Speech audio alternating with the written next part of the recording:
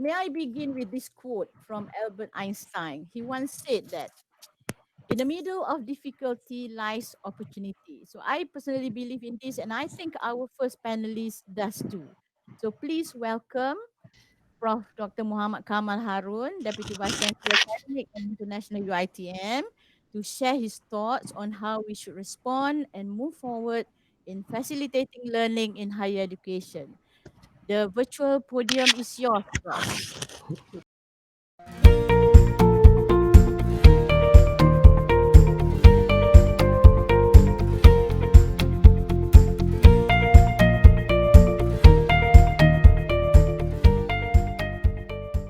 Okay, thank you very much, Prof. Aziah. Actually, Prof. Aziah is just next door from my office, and I did put up a complaint.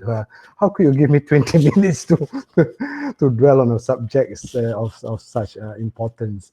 So anyway, to respond to the Prof. Aziah's question and to my fellow panel friends, here at UiTM, we take an opportunity to basically redesign our learning program at the university.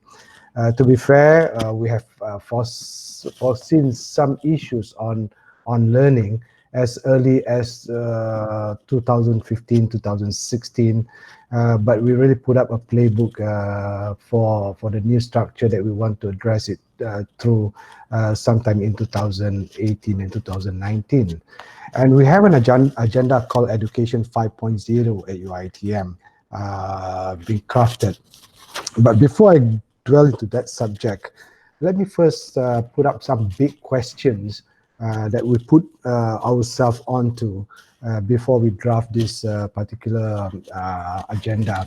We were asking ourselves, when we term ourselves as a higher education institution, what is higher about the higher education institution? What do we meant by that word term higher? So this is a big question that we posted on us, and among the things that we have come up with is we thought that the individuals' critical facilities such as synthesis, analysis, and expression need to be nurtured for those students who goes through a higher education. We also think that preparation for lifelong learning and his or their passion to contribute to the society as an educated citizen is very critical. And we also think that as a starting point for a profession that they're embarking on, they should be able to think critically about the practice of their profession. They should be able to understand the meaning of their profession, especially in the relation to the society.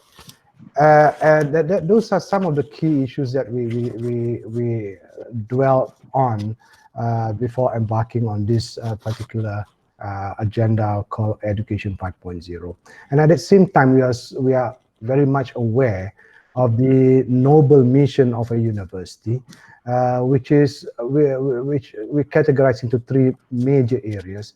First, as a university, we seek knowledge, and that's why we ask all our academics to do research. We also are very mindful that this knowledge that we found must be preserved.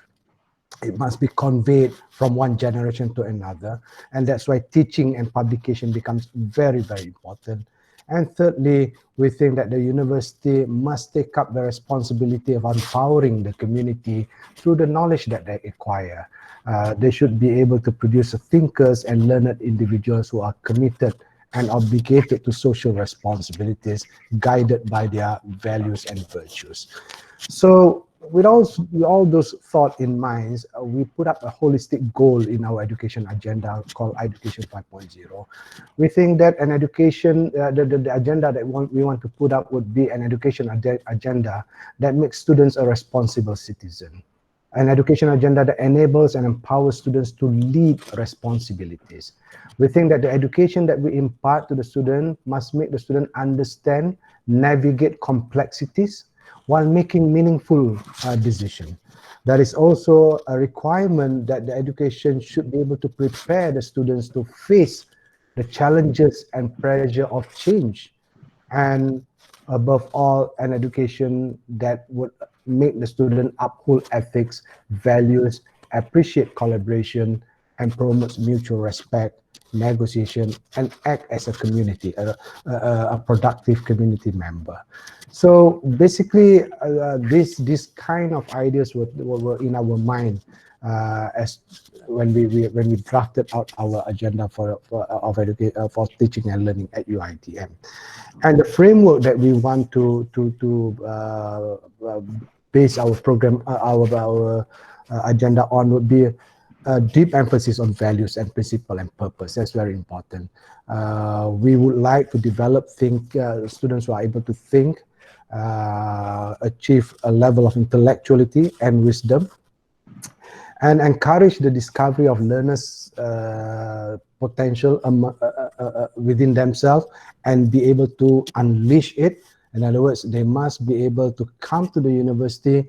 From the university, they will be able to identify their potential and then shape their potential and unleash it. And of course, with the technologies that we have will be used as tools to facilitate these goals.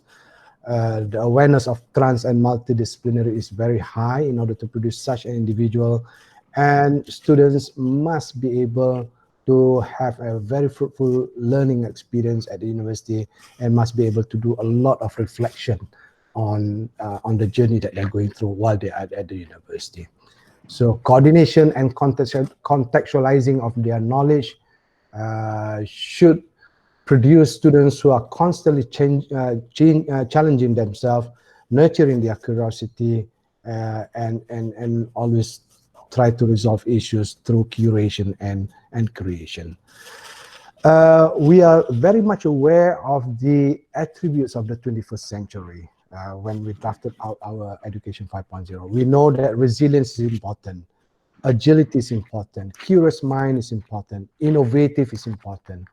And ability to navigate complexity is important. Communication, ethics, and integrity. We translate it as students who will have the courage to uphold the values rather than just merely practicing it.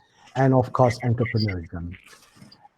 So what should we be focusing on perhaps is to produce students who have strength of imagination, conceptualizing, strength in thinking, coordinating and curating, and also strength in creating and making things happen. And above all, they must adhere to values, principle, and of course, clarity of purpose.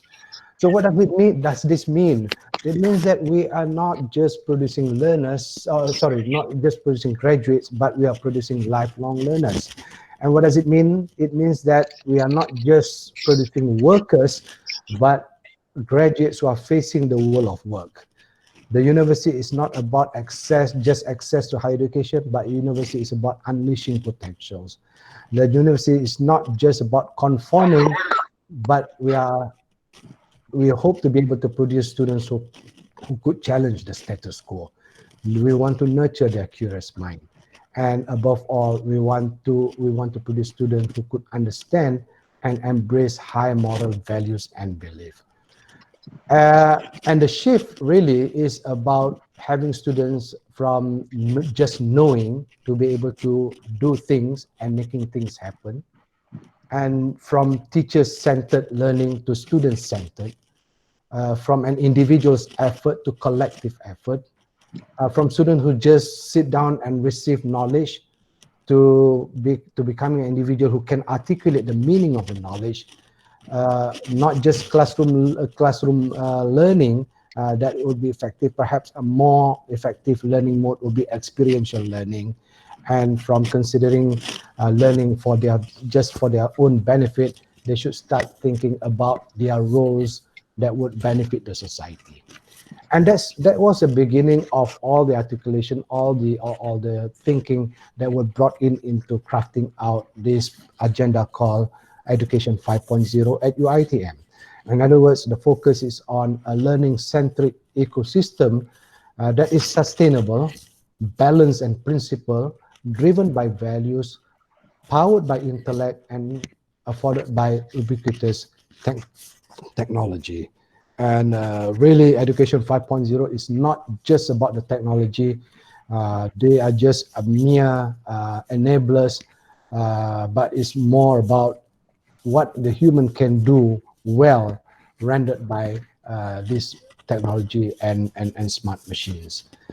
So with that, we think that especially when we start moving into the IR 4.0, learners should be able to value learning from experience. They should be able to take up challenges. They should be provided space to express themselves and do creations. The learning ecosystem should be flexible. They must be given a voice to, to again express themselves, and connectedness and learning among them that would instigate change in their learning behavior. Uh, we do provide, or we do crafted some platforms for this to happen at the initial stage. We created a project called Week Without Walls, where the students are be given assignment on Monday, and they are basically learning among their friends from the internet to resolve issues and problems without having to come to classes. Of course, Sulam, which is basically a project that was mooted by the Kementerian, became a very useful tool for us to allow students to work together, to collaborate, and to put their knowledge into practice, serving the society. We conducted a day called Wisdom Wednesday every week, where we put all the subjects of the professor's interest, and the student could freely subscribe this subject, a subject is merely and mostly outside their area of expertise, or rather area of focus. We constructed Makers Lab for the student to produce their creations and uh, and nurturing their curious mind. And of course, we have our MOOC program, where the student can constantly refers to over and over again on all these materials that we send out through online. So really, Education 5.0 focuses on shifting the responsibility of learning to the learners themselves. We are so used to be in a situation whereby the professors, the teachers, the lecturers, quote unquote, instill the desire for learning to the student and be responsible for it. But we would like to now shift this responsibility to the student themselves. It is the students who really wants to know, who wants to learn, and they could source out their learning from various sources. Okay, so in this context, we have to allow the learners to actually negotiate the content of their learning and the way they will be assessed even for their learning. And in this context, we will have to allow the students to migrate away from the structured content to seamless learning, which liberates learning from the structure of the academic weeks and location. That was one of the reasons why we have the weeks without wall. And then we have to also allow the students to take learning in bits and pieces, putting it together in the form of micro credits that will allow them to continue on to support the desire of knowing and charting their way on their own learning program. So it's basically the students have an opportunity to personalize their learning pathways. We also put up this idea of professors on demand. For example, during the Wisdom Wednesday, professors can put their subject of their interest and start looking and start checking on how many students are actually subscribing to the courses that they are teaching, because these courses are basically designed for students who have a different major. For example, students of medical faculty coming to the music faculty to learn more about music. And in fact, some of the students who are doing sculpture in the fine arts might want to know about metallurgy or even corrosion for that matter, and they might want to subscribe to classes on corrosion.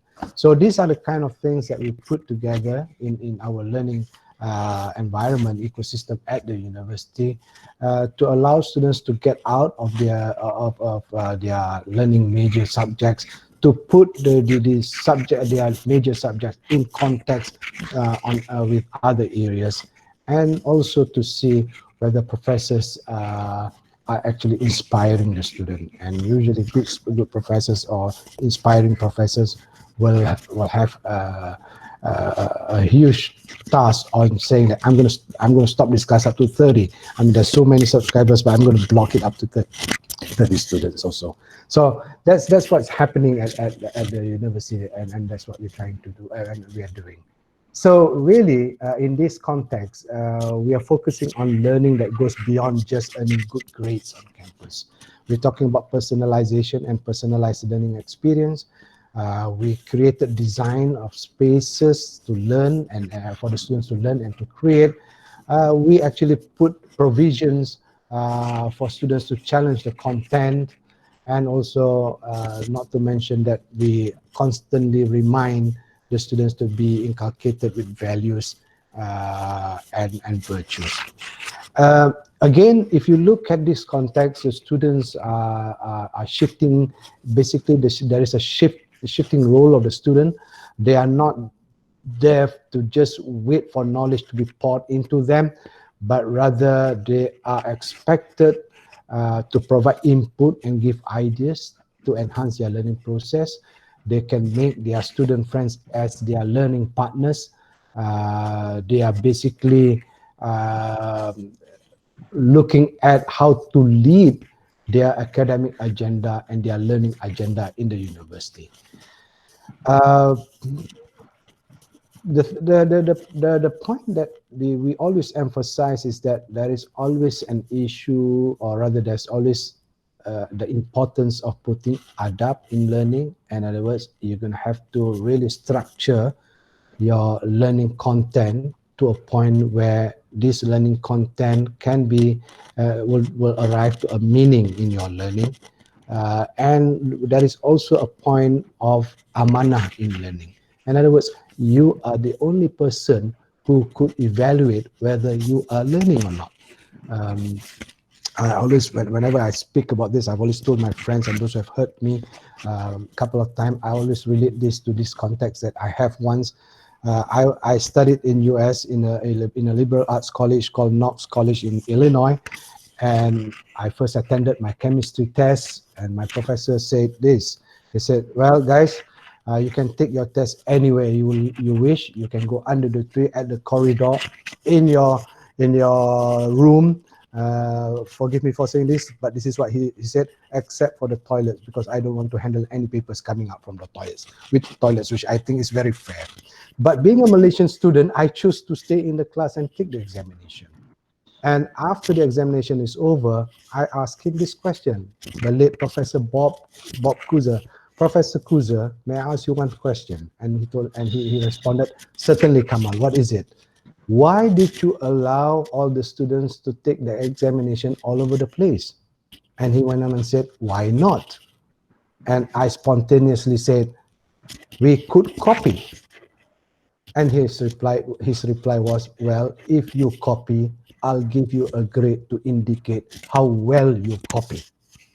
And that really struck me because at the end of the day, what Professor Bob Cruiser was trying to instill in me is that, come on, Kamal, tell me what you don't know. What is it that you don't understand? So you are actually giving me an opportunity to enlighten you on that issue. So that is where I think amanah in learning is so important, and students must be made to realize that when you undergo a course, a program, a learning program, it is you who are actually the only person who can evaluate whether you are learning or not. The best we could do is give you a test and try to indicate to you that this is a level of knowledge that you have acquired.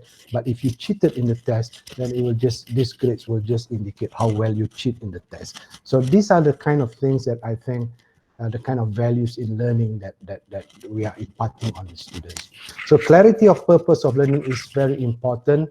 Uh, Positive culture of collaboration among the students and the lecturers. We put it as a centrality of in our agenda. Using appropriate emerging tools and technologies to facilitate learning is very critical, and engaging ecosystem with nurture which actually inculcate within the student curiosity, challenging the status quo is what we allow, and also certainly we have to have enabling policies and guidelines. So really, Education 5.0 at UiTM is about an inspired learning, a personalized learning experience, having learning space and maker space to allow students for their creativity, a content that is challenging enough to inspire and provoke the mind of the students, and is outlined and based on values and amanah in learning. And these are the kind of element that we put in place in our formulation of higher education 5.0. Basically, is supported by five main pillars. The curriculum has to be relevant, it has to be coherent, the delivery has to be very innovative, as well as the assessment. The learning experience has to be very meaningful, and the learning environment has to be transformative, and the professors, they better be inspiring. So these are the kind of element, the five main pillars that we have put up in our education 5.0. Prof. Aziah, can you remind me how much more time do I have? Zero, Prof. Okay, that's it. I have to stop here. I've got a few more things I would like to elaborate, but I think, to be fair, I better stop here for the meantime. Maybe we can elaborate it more in the Q&A Yeah, session. inshallah, Prof. But Right. thank you, Prof. I think Thank in you very 20 much. minutes, you put in a lot there for people to think about. And but we are not going to have question and answer right there after each panel has presented. But Okay. we were going to bring it to the end. But I think I can just summarize or point out that in your case, you have highlighted the higher in higher education. You talk about the noble mission of the university, but what's more important is the responsible learners. And whether we call it Education 5.0 or any other name, we want to look at the learners and change how they see themselves when they go into higher education. All right. Thank you, Exactly. Prof. Thank you very Yes. much. Okay. Okay. So let's move to our second panelist, Prof. Dr. Mohamad Nazip Suratman, our Deputy Vice Chancellor Research, to address, of course, research and innovation as we go forward.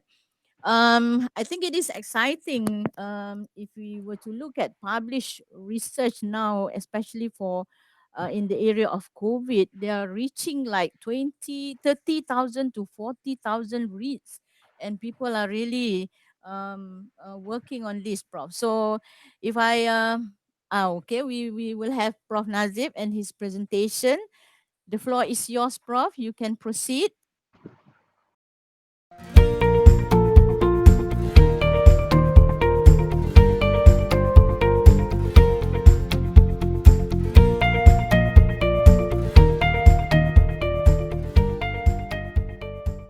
Bismillahirrahmanirrahim. Assalamualaikum warahmatullahi wabarakatuh.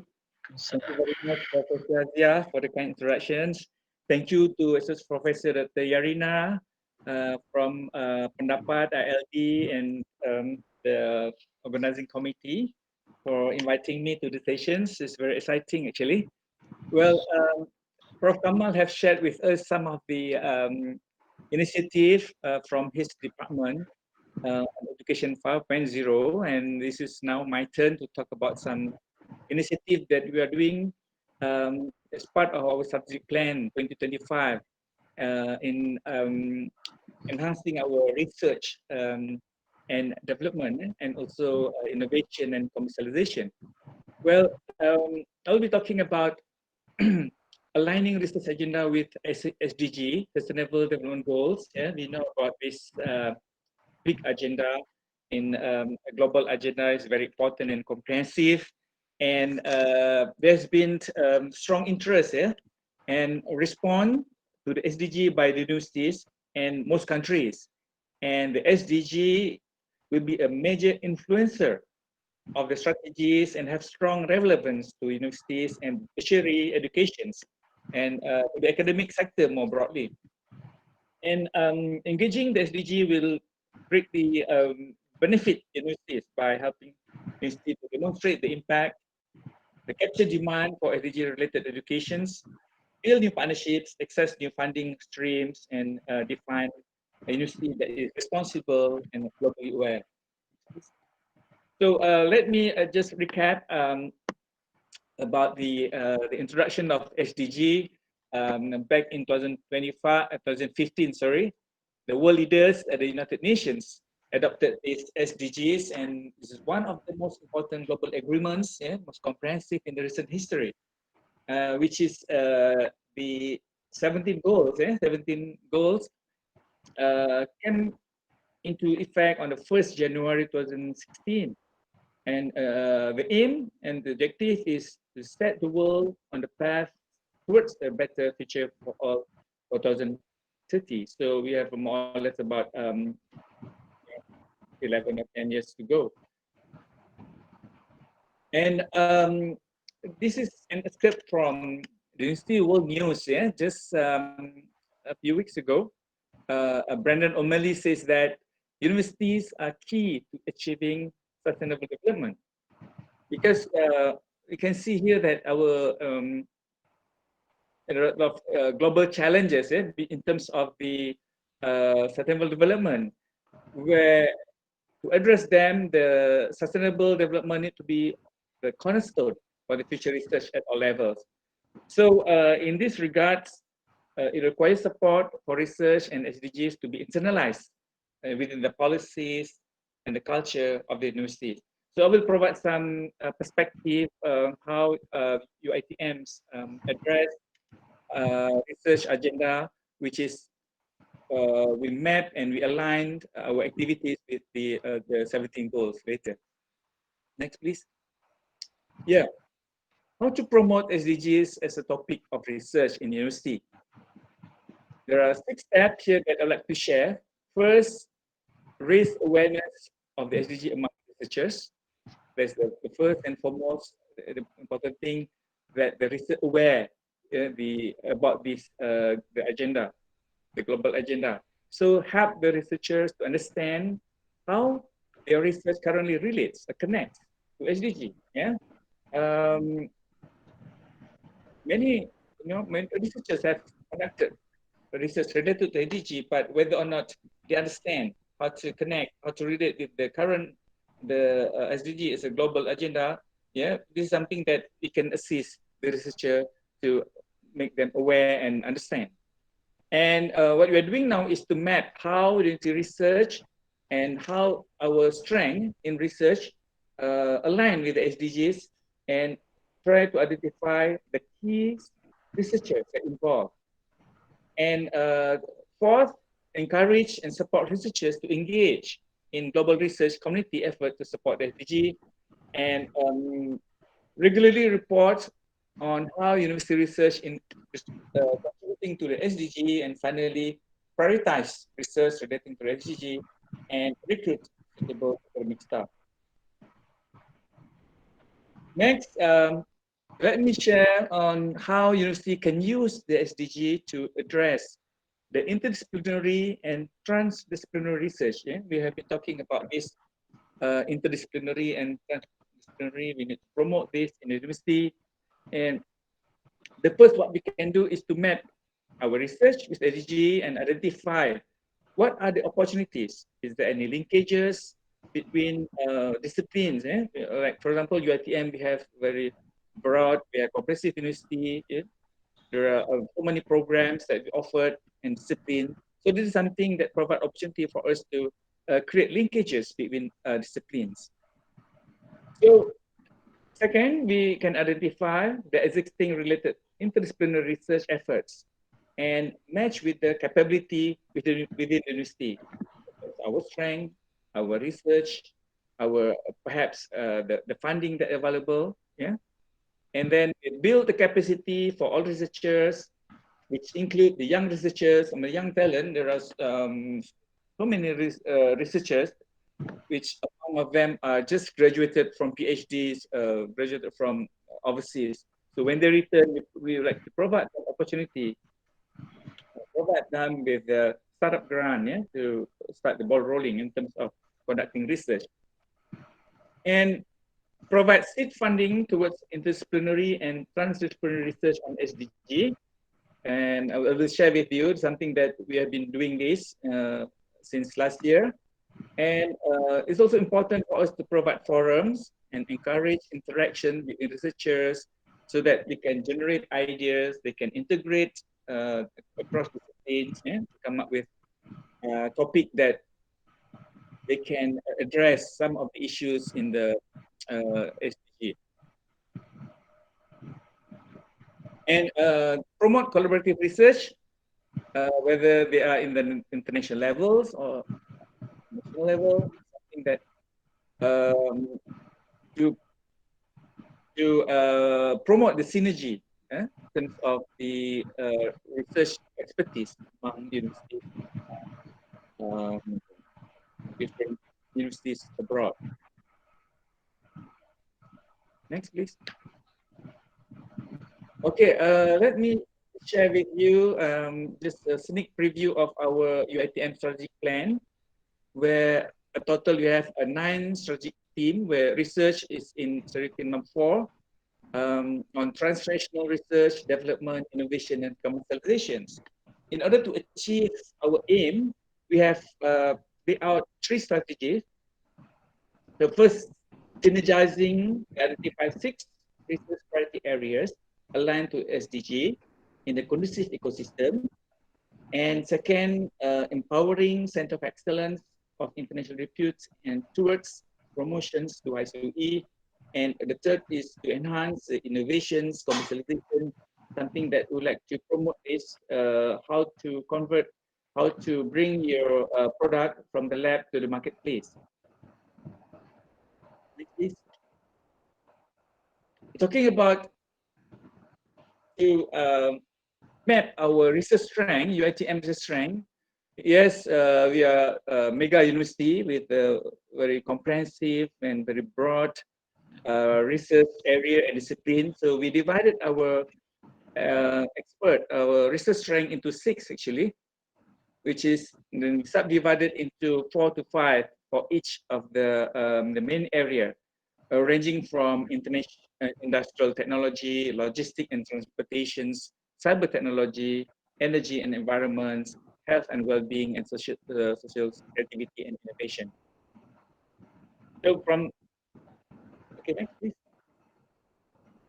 And this is something that we just recently launched, yeah, the new rebrandings of Community of Research of UiTM, formerly known as CORE, C-O-R-E, CORE. Now we restructure and rebrand into Research Nexus. Renew is the acronym. So this Research Nexus, yeah, the role of Research Nexus, it comprises of 6 research area or niche areas, yeah, that support the national priorities and serve as the cornerstone for UiTM researchers.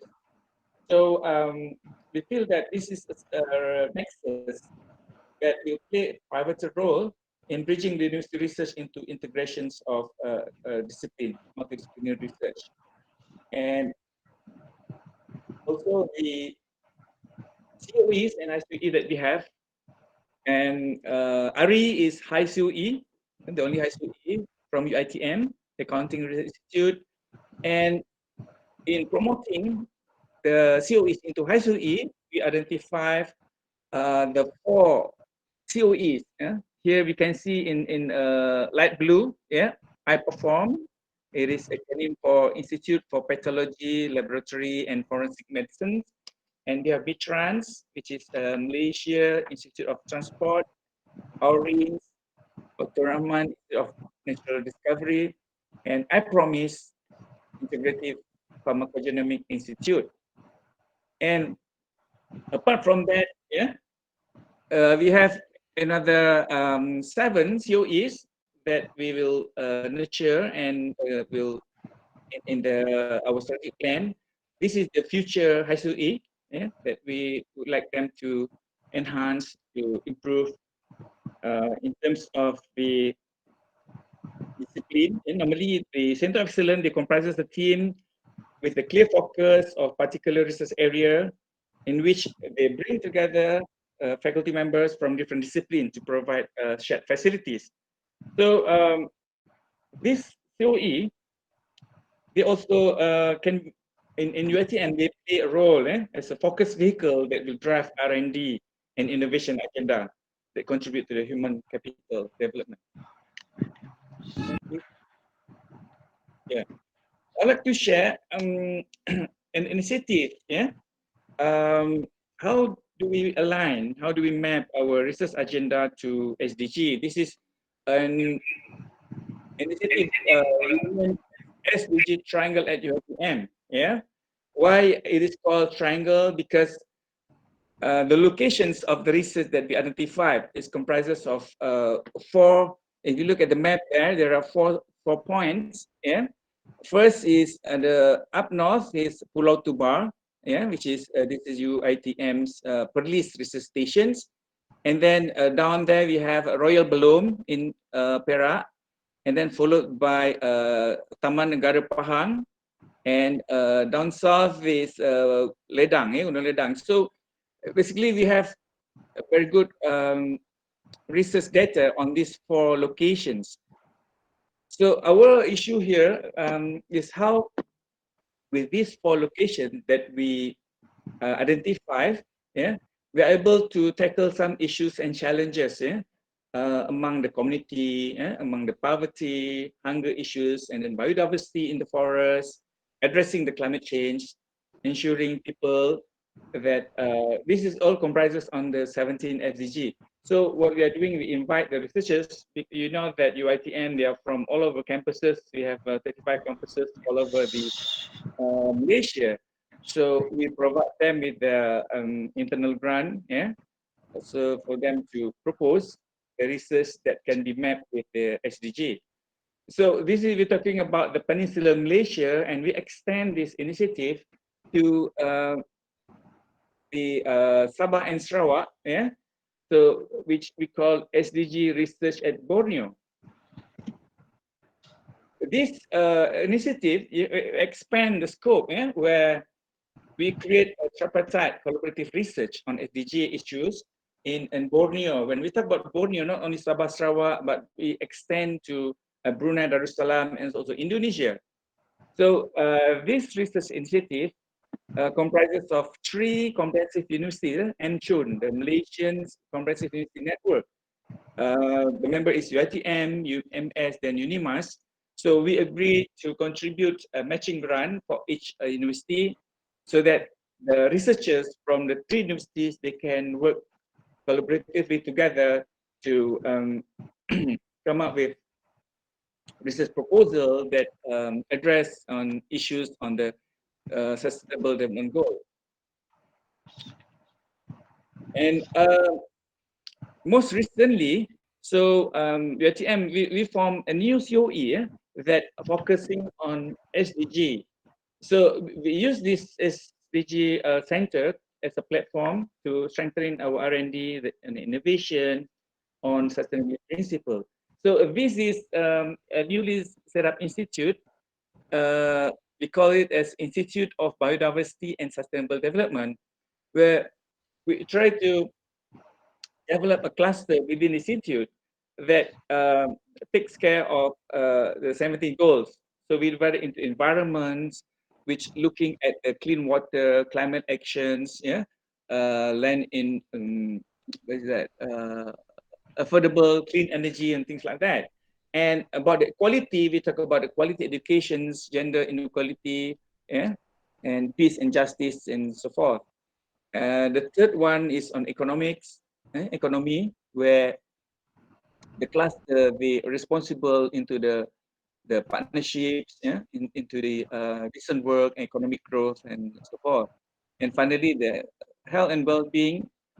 We are talking about the no poverty, zero hunger, and good and health, well-being, and things like that. So this is initiative that we feel that we can contribute, we can embrace, on the issues on SDG. And we are trying to align. This is the conference of social science and and science and social science research, which is annual conference organized by Deputy Vice Chancellor Office on Research and Innovation. So for this year, the theme for the conference is Transnational Research Impacts on Sustainable Development Goals. So this provide opportunity for the researchers actually to exchange ideas, to discuss, to talk about what is the progress in their work that related to the SDG agenda. Okay, next. All right, I think that's about it, Prof. Z. So thank you so much again for the opportunity.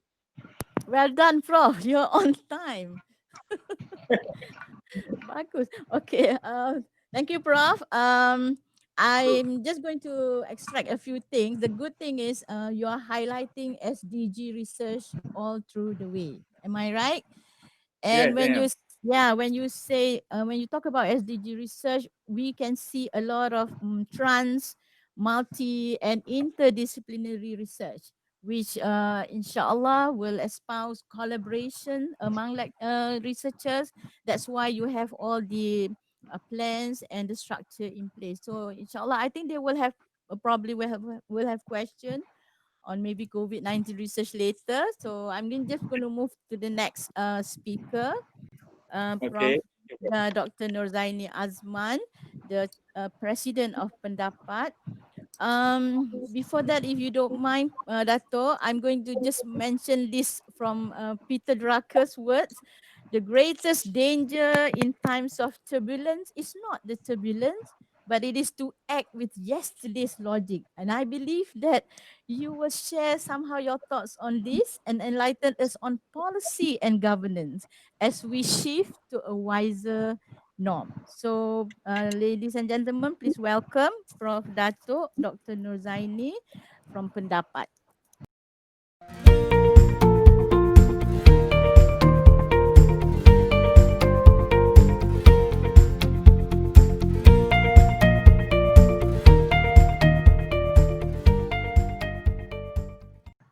Thank you, Prof. Aziah.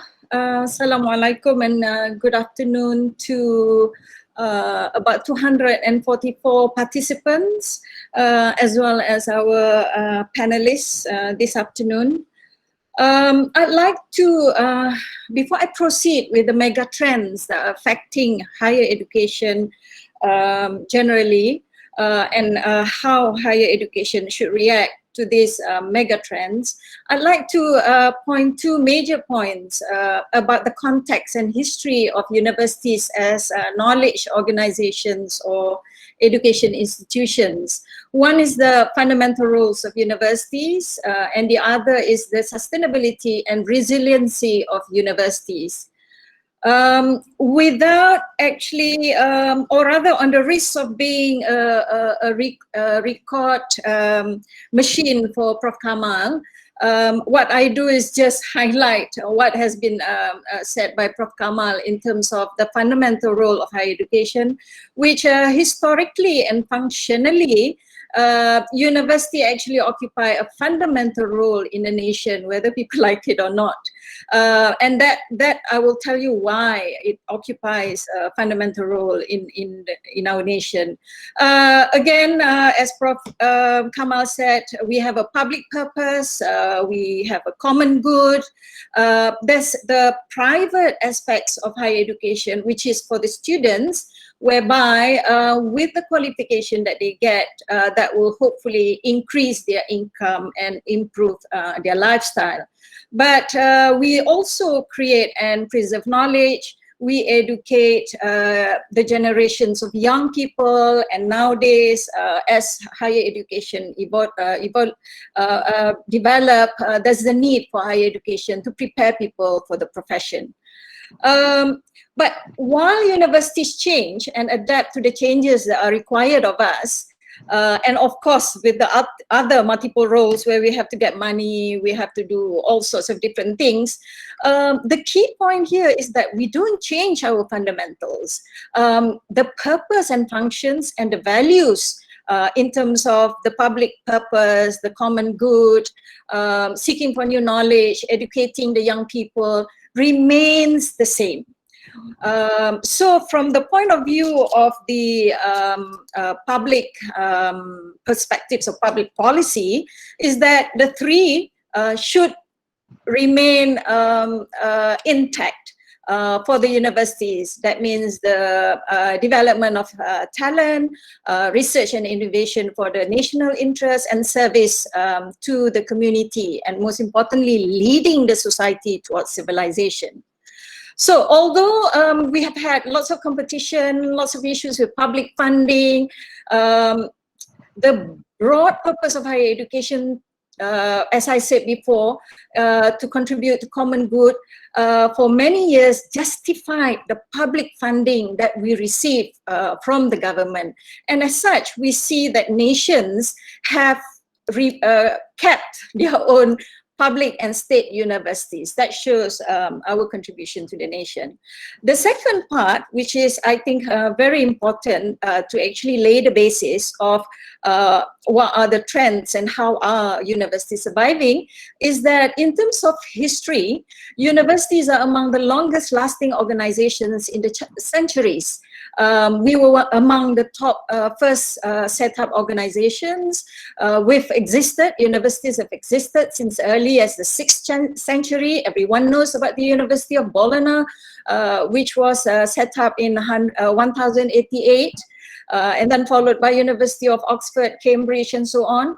So over the centuries, many of the oldest universities remain with the three functions of higher education. So research by Clark Kurz, for example, found that institutions that were established since the year 15,000 in the 6th centuries, 70 of them are still in the same location, with the same buildings, with professors and students doing the same thing, and with governance carried out much the same way, meaning that universities have significant historic legacies. And it proves that universities, not all, but some of them, have the ability to adapt to modern contexts and remain relevant despite all the changes, all the intense competition, all the industrial revolutions that come and go. So history has shown that some universities have survived wars, all sorts of war. We have the World War I, World War II, the Spanish flu, even dictatorship governance, and all the industrial revolutions. So as Clark Kurz said, and as he has purported based on his research, that conservative institutions, those that keep to the public purpose through the three fundamental roles that I have mentioned earlier, are likely to persist for the future. Okay, so based on that background or history, I will actually now go very quickly, because time is limited, to the trends that are affecting us. I'd like to pick on trends that may be not so obvious, but I reckon are extremely important. The first one is the national and global political uncertainty that is happening even before COVID-19 came along. So due to various marketization of society, big gap of inequality. There's this movement towards anti-globalization, where the wave of nationalism in the West through xenophobic nationalism, the nationalist rhetoric and threats marked by populist anti-globalization. For example, the Donald Trump's America First, and labeling some groups of students as spies, international students particularly. And then the Brexit and the new nationalism movements in Europe has also affected higher education. Of course, the fascism in Hungary, including other extreme right-wing nationalism in Poland, Hungary, France, and then moving to the Netherlands. And of course, things like Islamophobia, anti-China, anti-Arabs, and so on. These have all actually impacted higher education, particularly in mobility of academics and students. Of course, then come COVID-19. The ripple effect of COVID-19 we haven't really felt yet, but we are anticipating that the economy will be bad, and that will affect higher education. Mobility is going to be limited, and that will affect all sorts of our fundamental roles. So, what are the impact of national and global political uncertainty? One is unwelcomeness for people, for students, as well as for people who are migrating for work into particularly the Western country. Before, it was based on trust, understanding, intercultural competencies, globalization, allow people to work everywhere and so on. But I think that will be not so welcome in the future due to all these issues. Reduce mobility funding, especially for EU, and recently Saudi Arabia has threatened to support their students to the North American countries. China has is thinking about looking at other venues for their students and so on. And these two have resulted in specific policy agenda for many higher education, particularly in restricted visa approval for international academics and professors, immigration restrictions on visa requirements, increases in international students' fees, meaning that studying abroad is much more expensive. And on the onset of the global pandemic, there's that aspect of everybody is in isolation, meaning that in the name of domestic safety, we limit people moving from one country to the other, and limit trade flows, and diverging from globalization and regulations relating to globalization.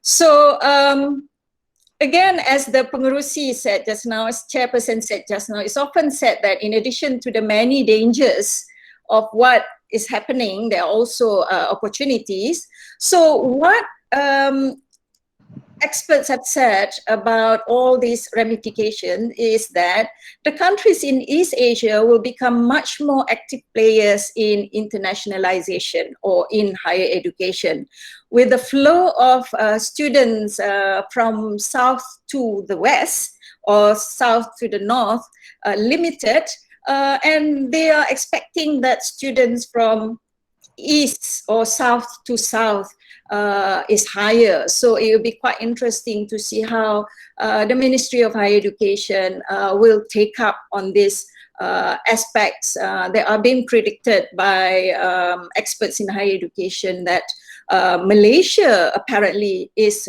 going to be the place for a lot more of the southern countries' students for higher education. So what are the strategies? For me, I think higher education should now move to the national interest, security, for economy, especially for public institutions, state-founded and funded. We need to be less Eurocentric and dominated by Western worldviews. We need to contribute to the advancement of our community interest issues that are happening at the community, encourage our academics to generate more indigenous concepts, definition, theories, methods that are not just borrowed from the West, but actually based on our own research and will be suitable in our context and relevant to our local and regional setting. We need to pay attention to the connection between higher education and national well-being and security, in that we address serious national issues that threaten our community, that will eventually help our nation to respond to the crisis in the future. I know we are not so used to crisis because we are not prone to national crisis and so on, but I think there is the need to actually start predicting other types of crisis, as what COVID-19 has proven. Yeah.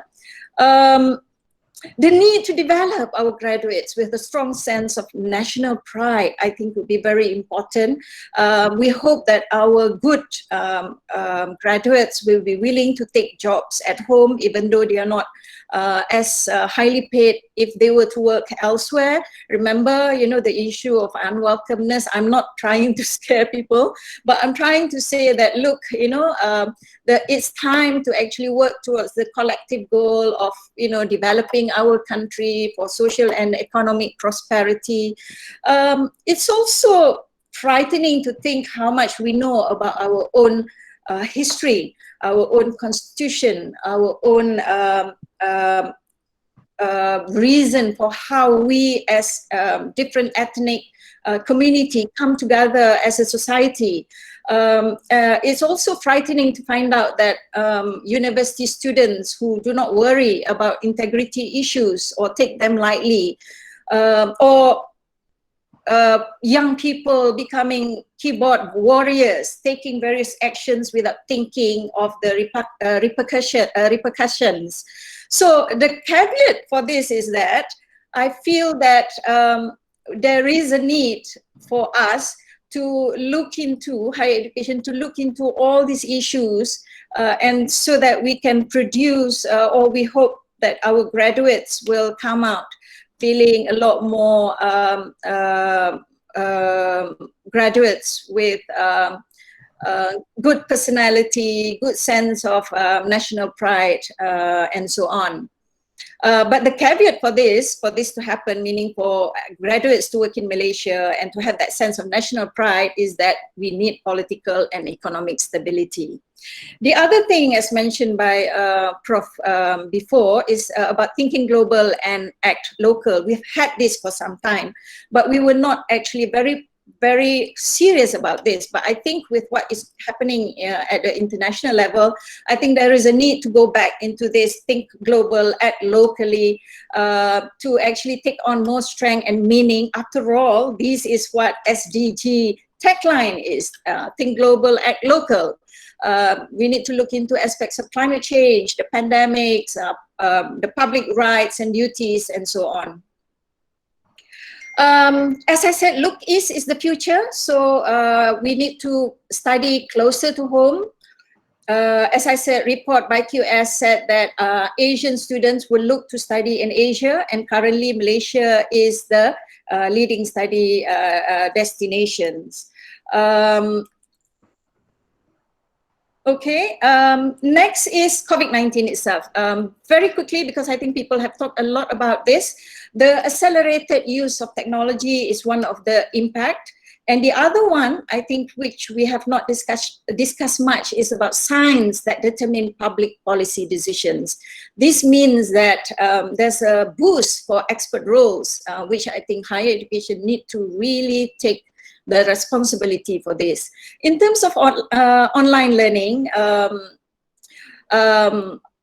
of course, we know that, you know, blended learning is the way forward and so on, but I think the impact, if we look carefully, it has exposed a number of problems that need to be addressed. And e-learning, particularly in terms of the infrastructure, because internet is partially a public good, but basically not everyone has the capacity to actually have a very good internet connectivity.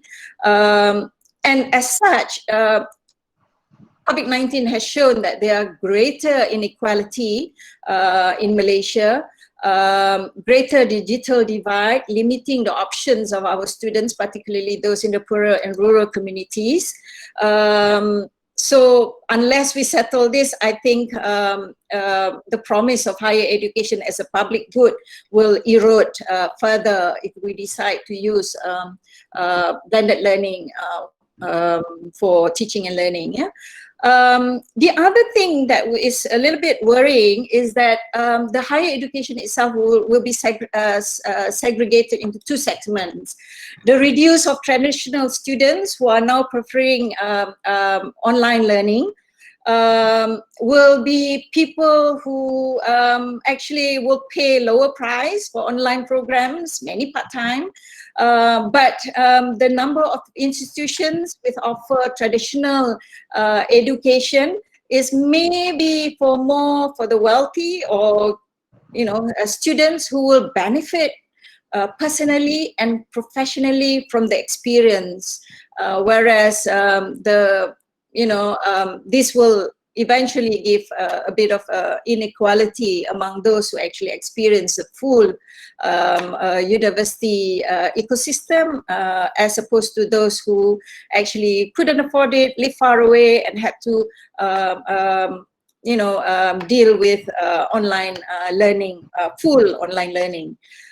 The strategies for role of experts, I think there's high time for professors as public intellectuals to actually help to determine public policy decisions.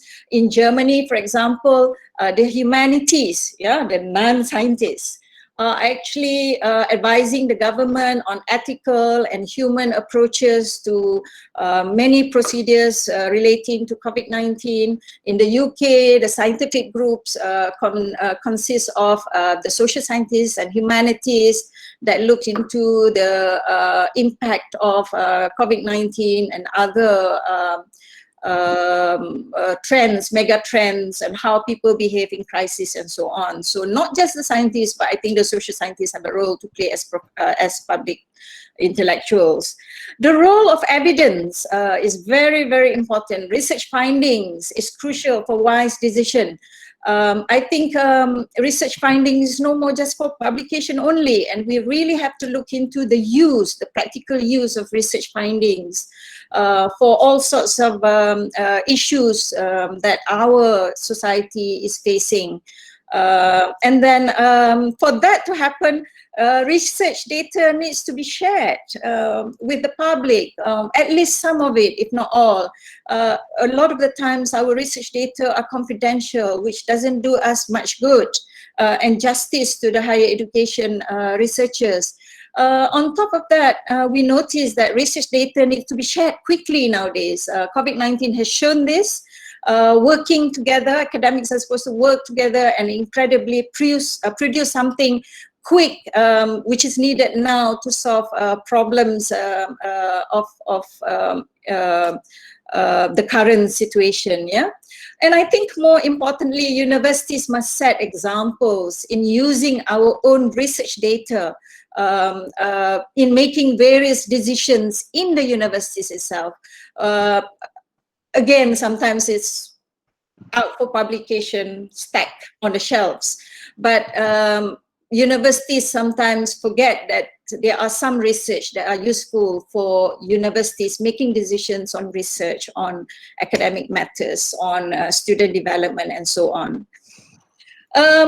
Just to be a devil advocate, I believe that the COVID-19 pandemic in some ways increases appreciation towards conventional face-to-face.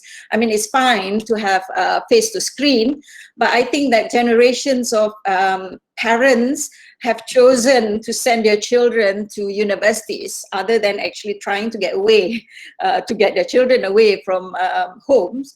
But also they believe that, their children can benefit from learning from the best professors, the classroom, the libraries, and also for these students going out, learning in the university ecosystem is actually part of their development as rite of passage, personal journey. So even if academic coursework can be replicated online, or even the ideal is blended, I think the ecosystem, the supporting ecosystem, such as the extracurricular activities, teamwork, which are major components of traditional higher education, the full-time higher education, remains relevant, so that we don't produce self-absorbed individualists or individualism among our students, and they learn to actually engage in civic engagement activities.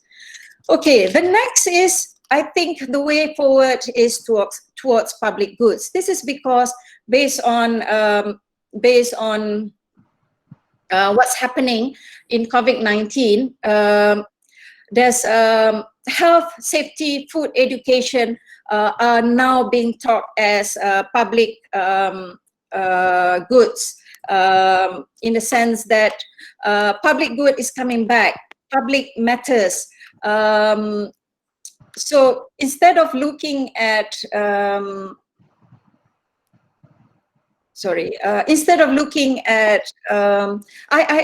forgot to talk about COVID-19 and work from home just now, which I think is very important. To me, working from home is a future-looking technology. Basically, when we started with COVID-19, or when we started going online, everything was done online in terms of learning, research meeting, online faculty meeting, online Senate, and so on. But I feel that the universities do not include technologies in terms of working online. What I mean to say is that despite online being continued in teaching, in meeting, but working from home does not continue. So to me, I think that I understand that people management is one of the most difficult elements of remote work, but I think that from before, even historically, academic work is not about clocking in and clocking out 9 to 5, because productivity is actually is about trust and how high accountability attitude and values from the academics. So there is a need for me to talk about, or to create work from home policy that sets the right expectations and creates channels and infrastructure that could support us from working from home. Another, sorry? I'm sorry, but I think we're going to give you another 5 minutes. Is that okay? Yeah, sure. Right. I think the other one is I'm going to go to something which is about public goods just now. Yes, so public universities or public hospitals, as we can see from what is happening under COVID-19, we have seen how hospitals, as compared to private hospitals, has been given greater importance in solving a lot of issues, and likewise, this has gone into things like higher education and other aspects of public goods. So personally, I think that higher education should move towards social change, producing knowledge for public goods, and a greater capacity to respond to or anticipate foresight that makes decision making, even at the policy level, at the government level, more for the people than for individuals. And I think people themselves or students should be educated with greater political intelligence, so that they are more mature and more informed to make decisions that benefit the society in large rather than individually. So I'll stop there for the time being. Thank you.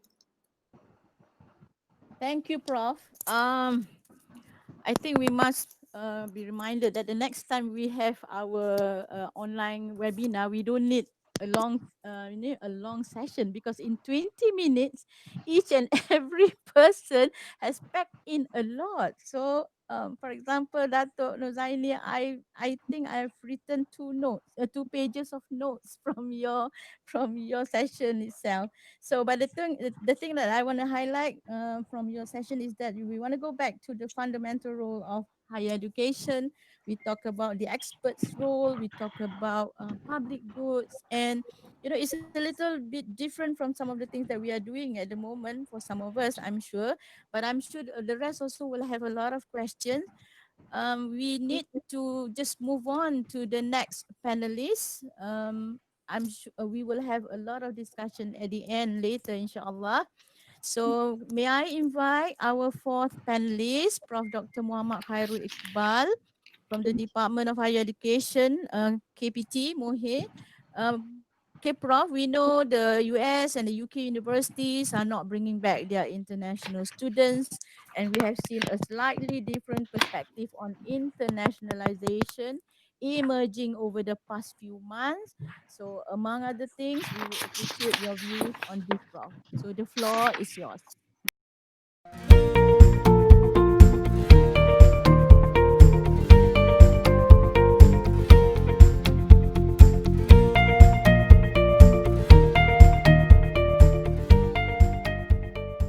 Thank you, Prof. Dr. Aziah, Prof. Technologist Dr. Mohamad Kamal, Prof. Dr. Mohamad Nazip, Prof. Dr. Norzaini Azman, and also Dr. Haji Azman Shah, all academicians, students, and viewers. Thank you for listening to this webinar. And first of all, allow me to thank the organization, the organizer, in particular, PenDaPaT and UiTM for this invitation. And obviously, congratulations for hosting such a fantastic important webinar today. Allow me to say a few words before I go into detail. Higher education in Malaysia obviously has come a long way and progress from what we call as an importer of ideals, structures, and models of higher education. We are now transforming it into a globally connected players recognized internationally for our academic and research excellence. And Malaysia obviously needs to strategically curate the initiative for positioning expertise, our capability, our higher education system's capability in order to enhance its appeal and competitiveness within this region and beyond from this post-COVID pandemic. If we spare a minute or two looking into our Malaysian education blueprint 2015-2025 for higher education, obviously we undoubtedly committed to the 10 shifts that will spur continued excellence in our higher education in achieving what we call the systems and students' aspirations. If you look at the first 4 of the shifts that focuses on the outcomes for the talent in higher education system, this include the students in both academic and TVET pathways, the academic community, as well as all Malaysians participating in lifelong learning. And all these key players collectively represent what we call it the ideals of learned and values-driven talent. If you look at the other 6 shifts, that focuses on enablers for the higher education ecosystem, covering critical components of higher education, such as funding, innovation, governance, online learning, global prominence, and transformation of higher education delivery. So if we want to discuss about internationalization agenda, believe it or not, there is one shift purely focused on internationalization, which is the shift number 8. This is the global prominence. Higher education is a major economic driver for Malaysia, and the education sector has a high economic multiplier effect. And for your information, this year, the first time in our history, our cabinet or Jumlah Menteri has given an endorsement and recognition that higher education is now an industry. The ministry aspires to develop Malaysia into an international education hub, no doubt, but with a difference, which is valued by students for its competitive advantage in providing value for money higher education, which balances quality, affordability, and livability in Malaysia, and with the added value of rich cultural experiences. This includes the continuous expansion of Malaysia's capacity in hosting international students for higher education. Our target by 2025 to reach 250,000 international students enrollment. If I may share, in support of the government's effort to develop Malaysia as a global education hub that will be attractive to international students as the education destination, various initiatives and strategies have been developed by the ministry. This is to ensure that we will be able to reach the target of 250,000 students in or by year 2025. Here are some of the main initiatives. They are ongoing and some will be soon undertaken. For example, the first one is to stay steadfast to the initiatives and strategies that we have outlined in the shift number 8. That is under the global prominence of the Malaysia education blueprint.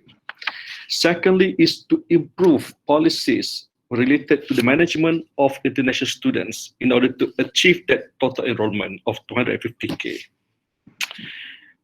On the 8th of November 2019, the Cabinet has agreed and approved what we call 32 suggestions for the improvement of policies related to the management of international students entering our higher learning institutions, with the aim of increasing foreign investment in Malaysia education industry. Under these 32 suggestions, there are 5 main clusters. And the 5 main clusters, if I may, to quickly outline here. The first one is the National Education Services Export Master Policy. Secondly is the special lanes for higher learning institutions in recruiting international students. The third one is digitalizing international student management processes.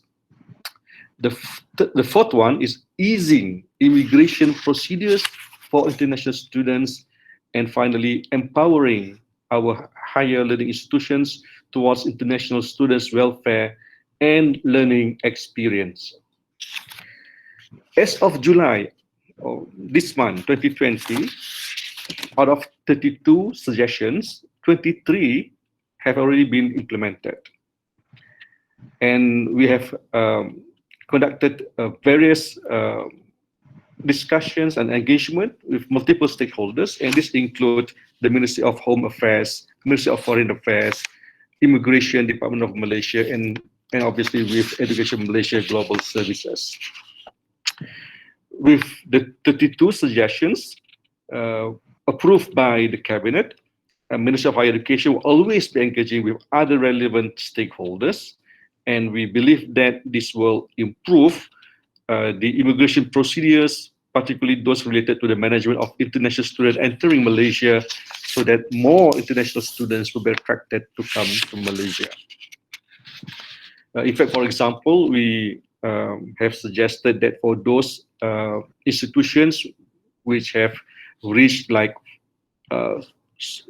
ratings like 5 stars or 6 stars in Setara or in MyQuest, probably will be given like 3 years or 4 years approval license to bring international students to Malaysia rather than annual approval. And then we also like to continue to explore employment opportunities for international students in Malaysia throughout the study program and post-graduation, which has we have commonly seen in many countries, many developed countries like in Australia, United Kingdom, and Germany. We think that this is high time for us to allow international students probably to work in Malaysia, but with certain sectors with certain number of hours, and this will helps a lot. It will be very attractive for the students to come over to Malaysia, and this also to help our private institutions, higher learning institutions to grow with the increased numbers of international students in Malaysia.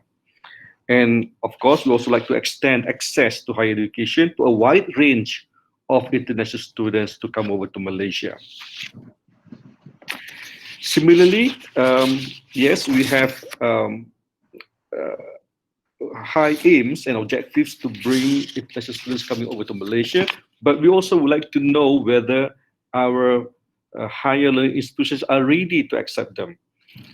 We know from our previous audit, we found that our public universities in particular are very poor in dealing with responses or requests or inquiries from international students. And this is actually a deterrent, sort of like a deterrent for international students to coming over to Malaysia. We receive plenty of complaints from international students when their inquiry through emails, through phone calls to the institutions, but the universities are very poorly in terms of responding back to those inquiries. So that is very crucial in order to ensure that our objective to bring back 250,000 students, international students to Malaysia by 2020 to be achieved. So our public universities, our higher learning institutions must be ready to accept them as well and provide all those platforms to accept them.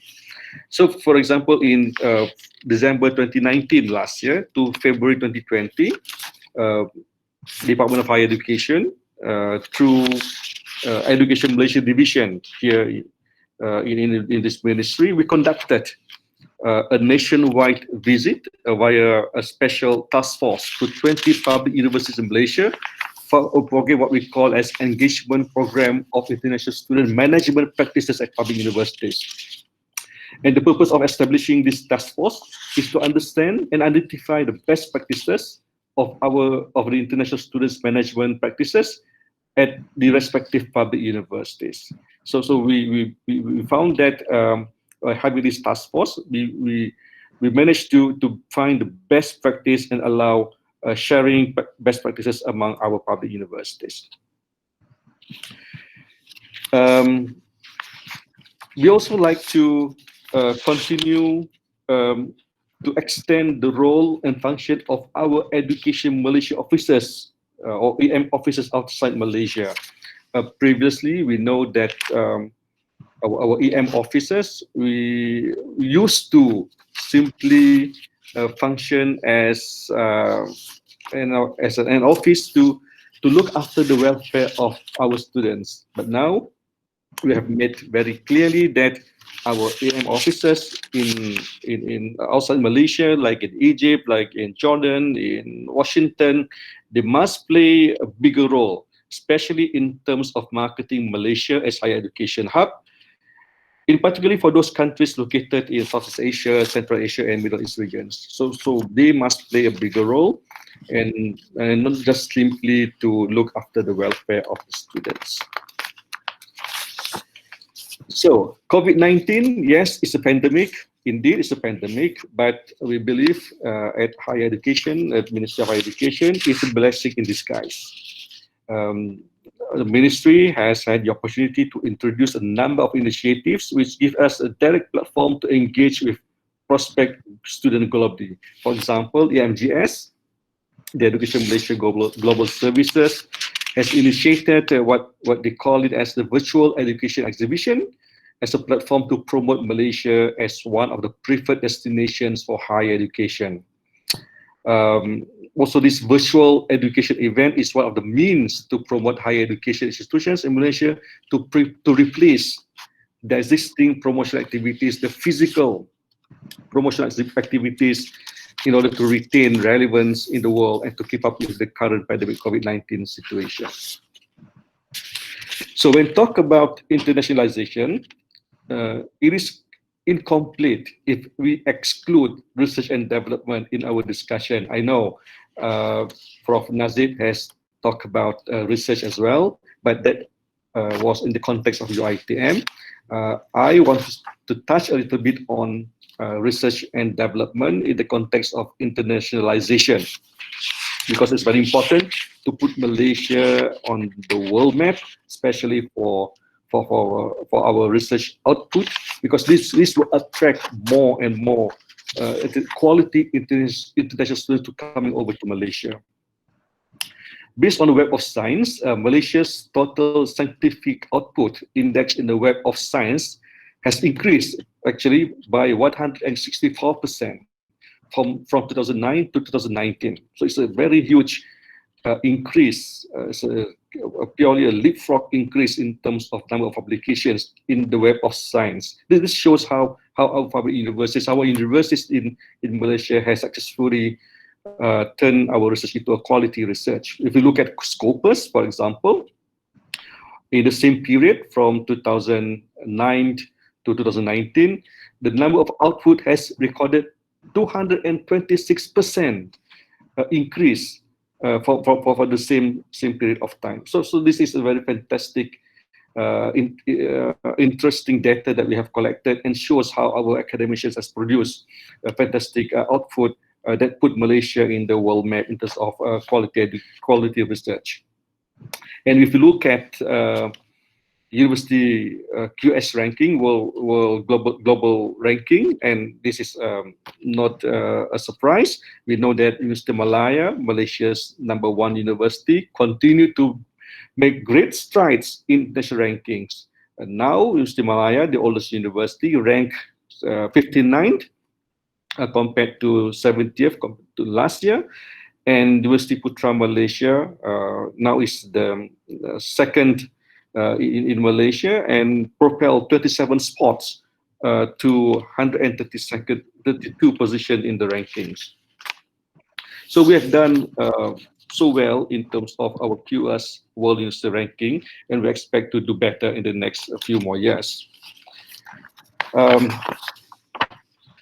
Yes, research is important. Our academician has done fantastic, but again, you may say that now COVID is coming, and we are also worried about the economy setback. Funding is obviously the major issue, but believe me that we at Department of Higher Education, we take this matter seriously. In fact, for this coming our 12th Malaysian plan, we are working very hard to secure extra funding, especially for our research universities.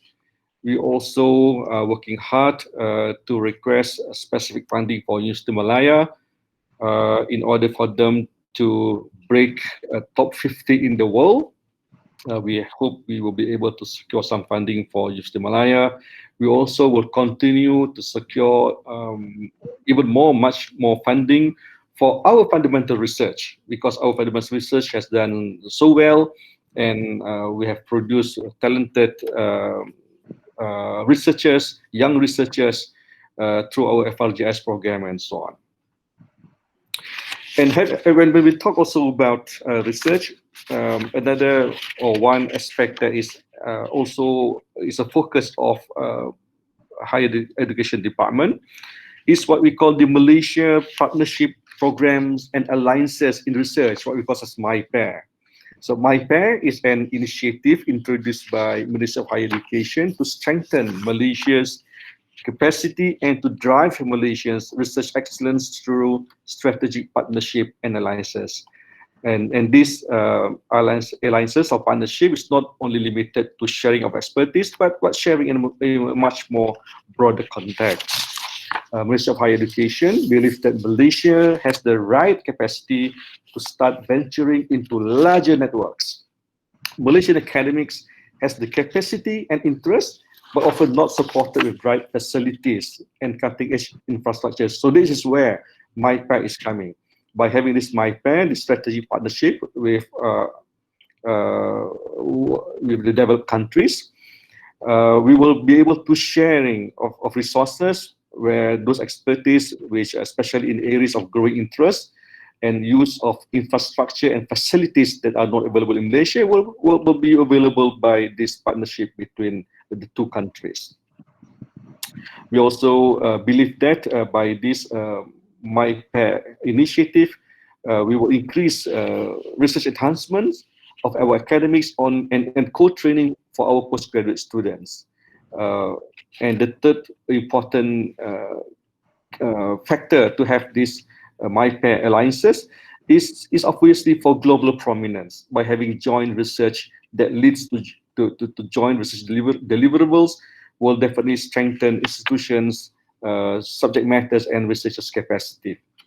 And this kind of collaborative effort will make Malaysia, obviously, as an important hub for R&D, and especially for those in the critical areas of research. So to boost our Malaysia university's global reputation, we continue to aspire to work together with top universities in the world and to push for more potential researchers and professors to the global world. And with some examples of what we have done, this include the collaboration between Malaysia universities and the top 100 foreign universities.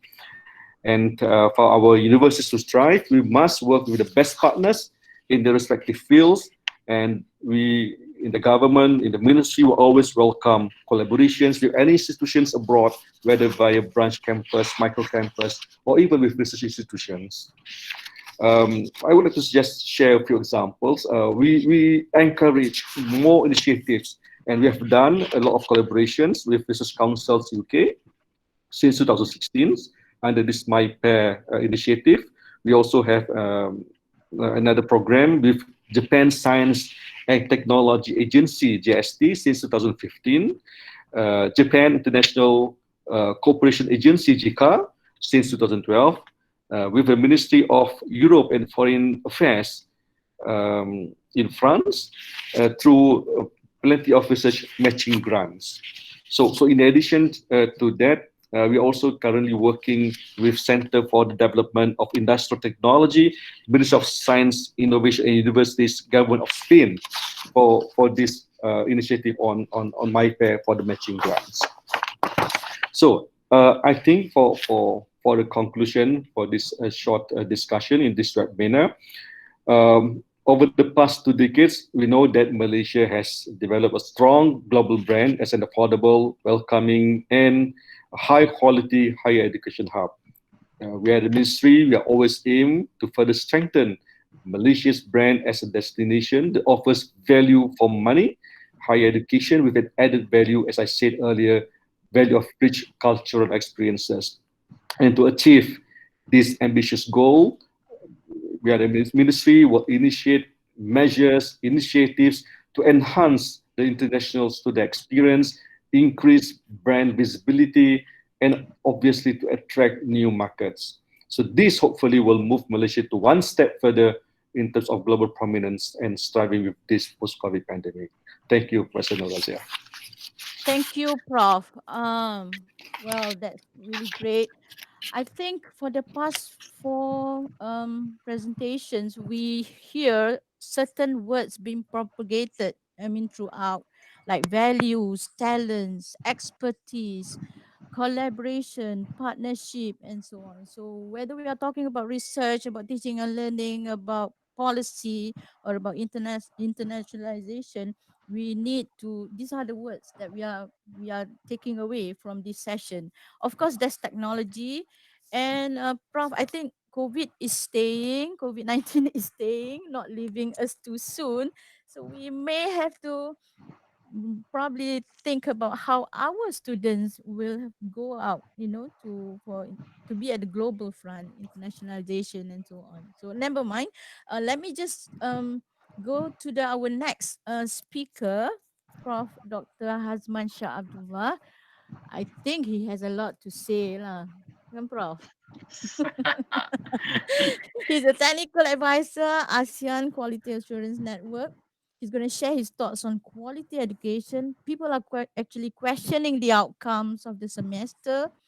Maybe you would like to share with us how on quality assurance measures, and maybe nudge us a bit on how we do things during and post peak COVID-19. So you're welcome to the virtual podium, Prof.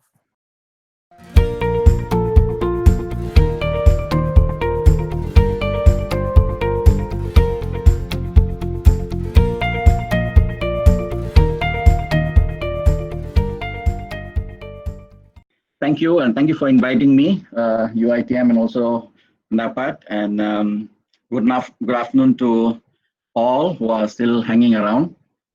Let me start with this remark. I'm not going to say anything about this, but just to put it out there, because everyone wants to talk about quality education, but the reality is it's like beauty. And there are many beholders, and they have many different views about what they are, what they should be, and what they should be in the future. Let's keep this in mind. I'll try and answer these few questions as concisely as I can, leveraging on the earlier presenters' discussion on teaching and learning, what ITM is proposing to do to take advantage or exploiting the crisis, and also what's in the future. Prof. Nazip talked about the research that focuses on the SDG, and also now taking advantage of COVID. Prof. Norzaini talked very extensively about the context of education and how education has survived all the past tsunamis, and very confident that it will survive any future. And of course, Prof. Cairul about how the ministry is leading the efforts to try and stabilize the ship and to bring back our international students to Malaysia. Okay, with that as the background, let me talk about, I hope this adds a new dimension. It's not replicating what has been said. I'll have this for 6 questions to look at. What is quality education? This was what I was asked to talk about. I'm going to talk about quality education in terms of popular narrative, rather than going into a scholarly discussion, debate about what quality is and the different definitions in the discipline and so on and so forth. But this is popular narratives about its quality. Quality education is one that comes from a high-ranking university. So hence the need to get up high in the ranking, because that is a proxy wherever you fall on the ideology on ranking. It is an important proxy by how people, parents, funding agencies, governments, including universities, look at high quality education, high quality research, high quality academics. What else? High quality education is one that assures high employment. Or we hear the word employability, right? And it is an important narrative in Malaysia, not only within the university, but within and coming from KPT as well. It's an important narrative, employability of the graduates. And now it's not just the employability, we are also talking about earnability, because although we have decent employment rate, it's approaching 80% overall, and many universities are reporting much more than 80% by programs and also by institutions. The one that we don't often talk about is actually, are they getting a decent salary? Hence the Bank Negara's living wage is actually now quite important, and not so much the poverty line, but it's a living wage. And are they getting a decent living wage to support themselves, and also to carry out a decent standard of living in urban and rural and in semi-urban areas? And the other narrative that relates to quality education is, am I getting bang for my buck? If I'm spending this much, is it returning? Sometimes people talk about ROI, but it's actually not just the money, but it's also duration. How long am I investing? how much money am I putting in, how much effort I'm putting in, and what I'm going to get in return. And this is where, in many countries, including Malaysia, the college degree is becoming something that has become very, very questionable in terms of are we getting the returns that that is due to the university graduates. And this in part is also dictated by supply and demand conditions and economic growth. And supply is outstripping demand, at least in a macroeconomic sense. There are many areas where there isn't enough supply of graduates of the type and in the area that the industry is looking for. But overall, there is about 160 to 70,000, depending on which numbers you're using, who are still unemployed out there. Right now, you like it or not, it is market value-based education. We decide on the programs, we decide on the investment, we decide on many things looking at the market values, right? Employability, earnability, and many other things. These are, and of course you have MEB, which also talks about, which has got a very strong value-based portrait of graduates, balanced, ilmu and akal and akhlak, entrepreneurial, and holistic, hopefully both the left and the right, the science and the humanities. But we are a long way from that. But these are some of the narratives you will hear around in the discussions, in the newspapers, in seminars about what quality is. So that's something to keep in the background. What are some of the exemplars of these narratives I mentioned? Often we talk about the critical occupation list that ILMIA and Talent Corp puts out. Are your programs compatible with this? Do you have programs that does not cater to these occupations that are in demand? So that's looked at as measuring quality of education provided by the institutions in terms of how aligned or misaligned or unaligned the supply is to the demand. What else? We're talking about privatization of education, that higher education should become more vocational, that it should become more professional.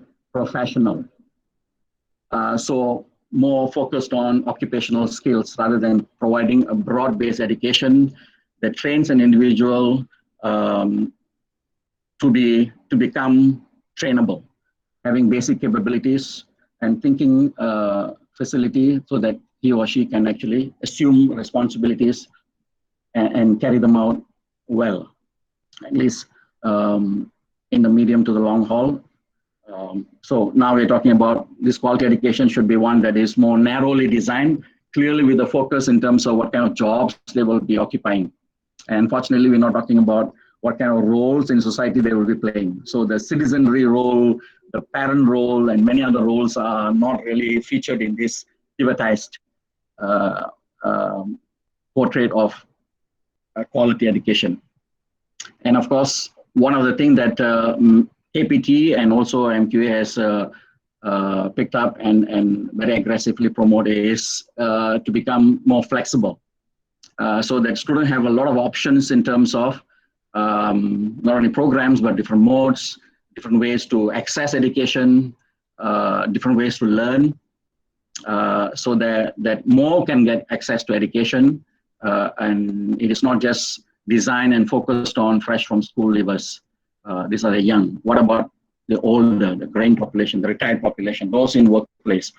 So it should be flexible enough to accommodate people in different stages in their life. This is to really push lifelong learning. That's flexibility, very aggressively pushed, and that's a feature. And of course, you have also enterprise learning. This is the one that I talked about as bang for buck, that learning in the university without parallel learning in the enterprise doesn't really make for a good graduate. So the 2U2I, the internship type programs, work-based learning falls under this category of quality programs. There is a good collaboration, if you like, with the enterprise, the industry, the employers, so that learning can take place both in campus and also beyond campus. There is a good marriage between theory and practice, if you like, between knowledge and application, between what it's aspired, what is the aspiration of the ideal, and also what is the reality with all the noise and the challenges and also opportunities in the industry. And also, you are now also talking about practice-driven, very professional certifications. Almost in all areas, we're talking about having additional certifications for certain professions. And these certifications testify to specific set of skills that allow you to enter into certain professions or certain types of jobs. So this is actually your college degree plus. In some cases, it's promoting outright professional qualification. For example, Bachelor of Accounting in favor, ACCA in favor of Bachelor of Accounting. More professional training rather than more academic type of training. And then, of course, there is this exemplar of quality that foreign degrees. If you get a foreign degree, you are better. And whether this is real or it's just perception, it doesn't matter, because perception is always real to the holder of such perception. So a lot of employers believe in this. In MQA, we have interviewed a lot of employers to, in the course of developing standards, understanding standards, revising standards, and try to find out what's the sentiment of employers, how and why do they have this kind of views about foreign and local. And not all of them are really very explicit about why they prefer, but it is a very strong perception nevertheless. So it works. So these are some of the exemplars. And just quickly on quality assurance, because this is going to be key to all that we are talking. All the changes need to be quality assured. So there's a lot of concern about all that we are doing during the pandemic. Will it still retain the validity of the qualification? Will it still have the same depth of experience for the students? Will it still provide the range of exposure for the students? And of course, during the pandemic, much of this was not possible. So certainly, quality assurance agencies recognize the reality of the situation and provide a lot of flexibility, always with the caveat that you must always try as much as possible to deliver the same experience, or at least close enough experience. And should not take this pandemic as an excuse not to provide the best possible or the closest possible teaching and learning experience. But and we recognize that that's in many programs that's not even partially possible because of the heavy use of equipment and clinical work and so on and so forth. They can only do it partially, and they still have to wait until situation returns to normal before the students can go back to the campus, to the labs, to the field, and do it in a way that is safe for everybody. So the very quickly, quality assurance is actually about the process. It's about quality management. Quality assurance is not about controlling output, quality control. So it's more about having processes and systems in place that gives everyone confidence, both in the university and outside the university, confidence that you will deliver on your promises.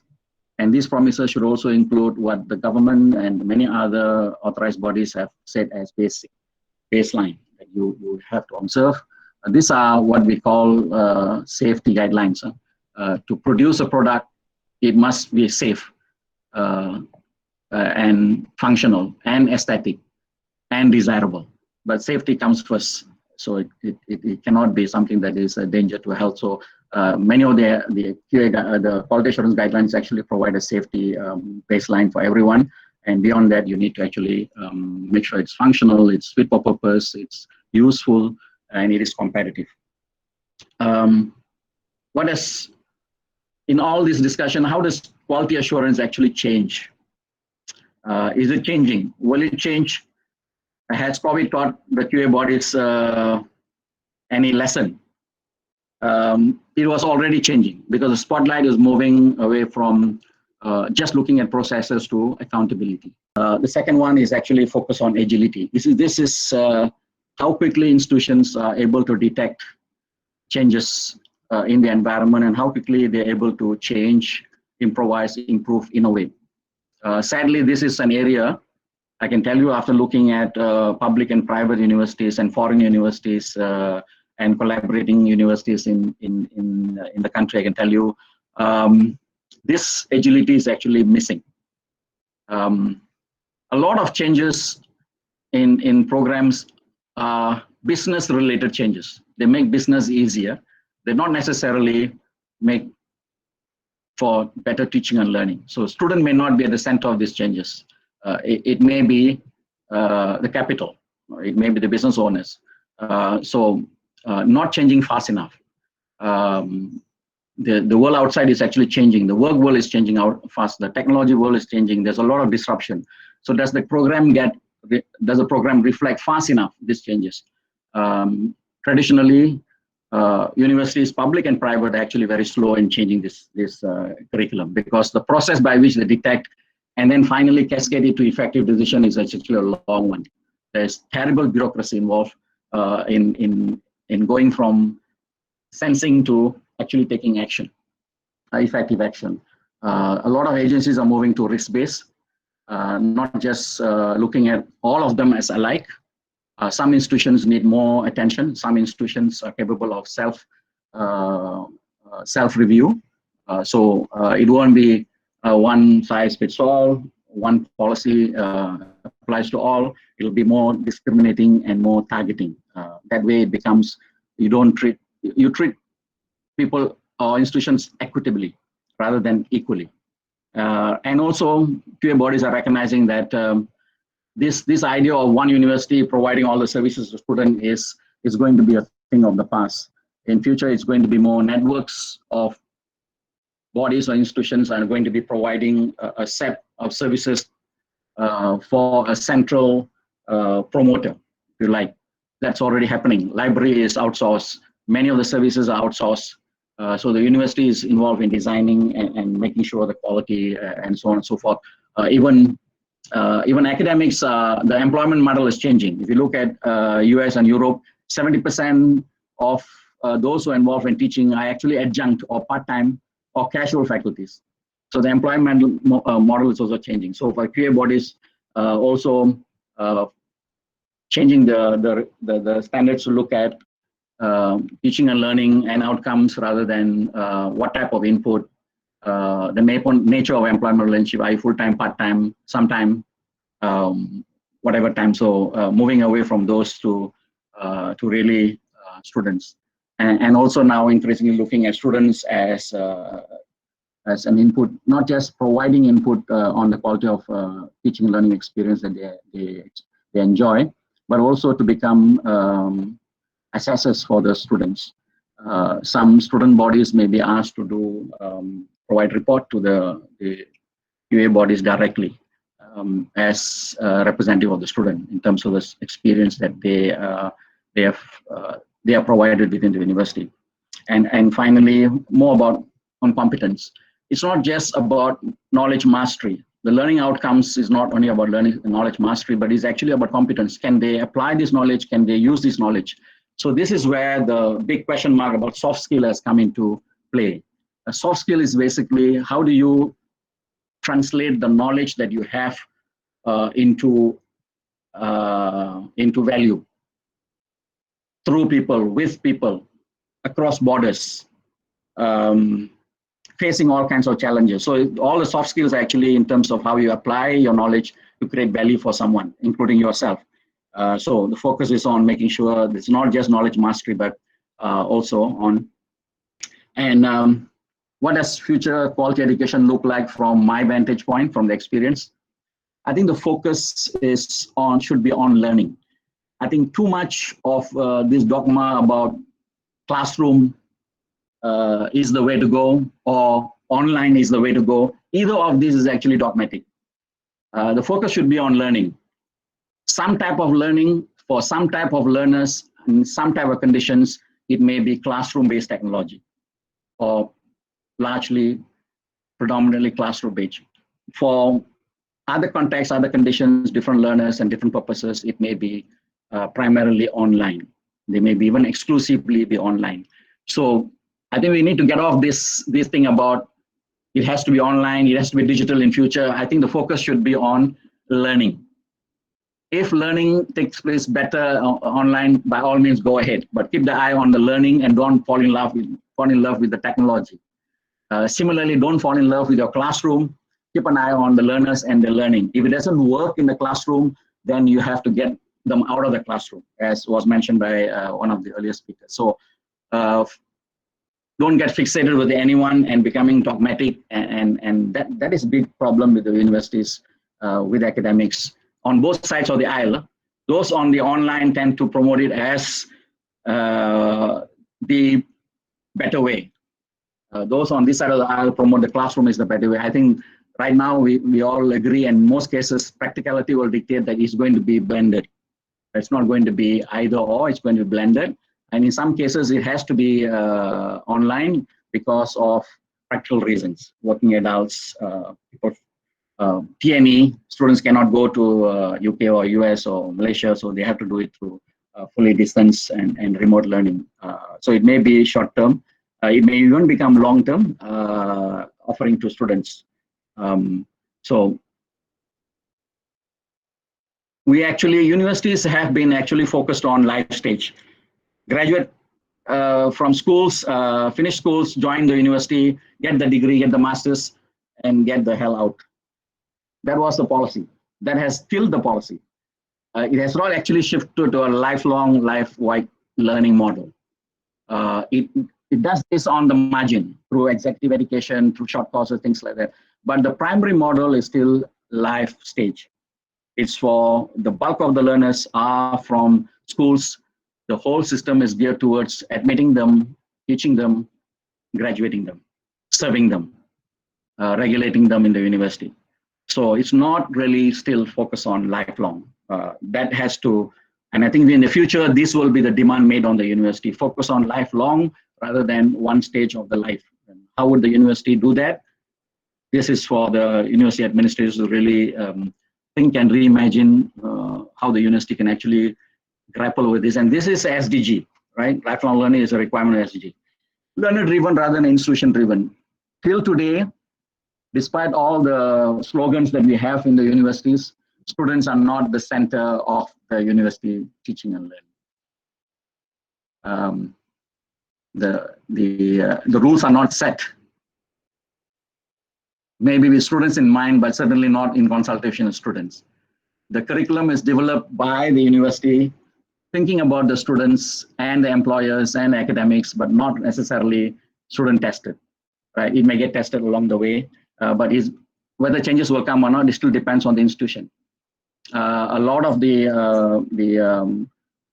education products that we have in the universities, youth product for want of a better word, are still very much institution driven. I mean, the diploma, the degree, the master's and PhD is all that the university has been providing for ages, in fact, centuries.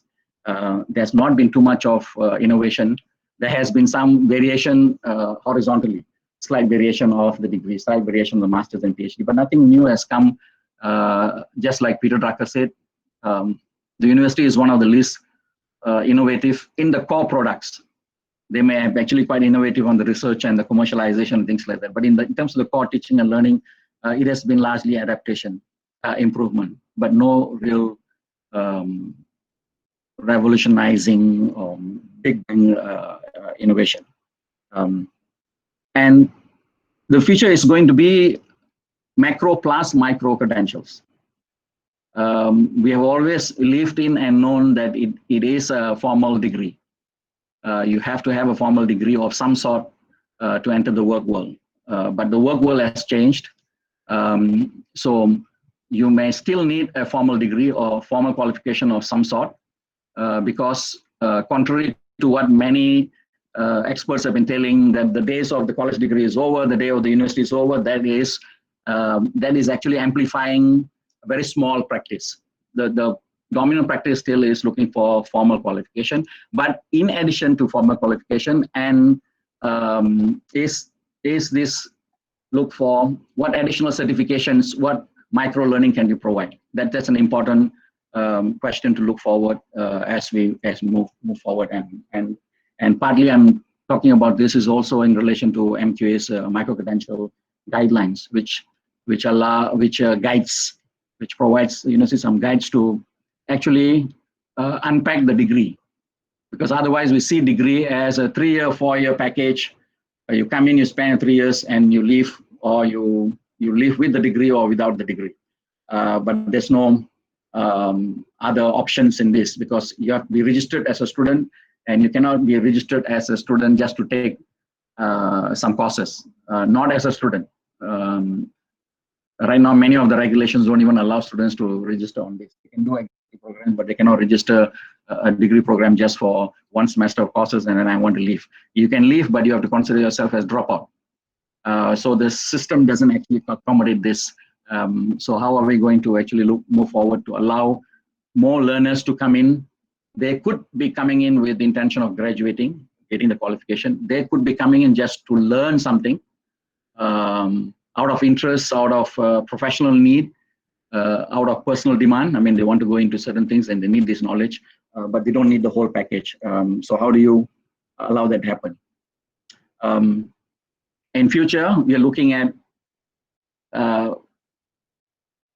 expire content by design. Right now, most universities are urging, exhorting, encouraging, pleading the faculties to revise your content, make it up to date, things like that.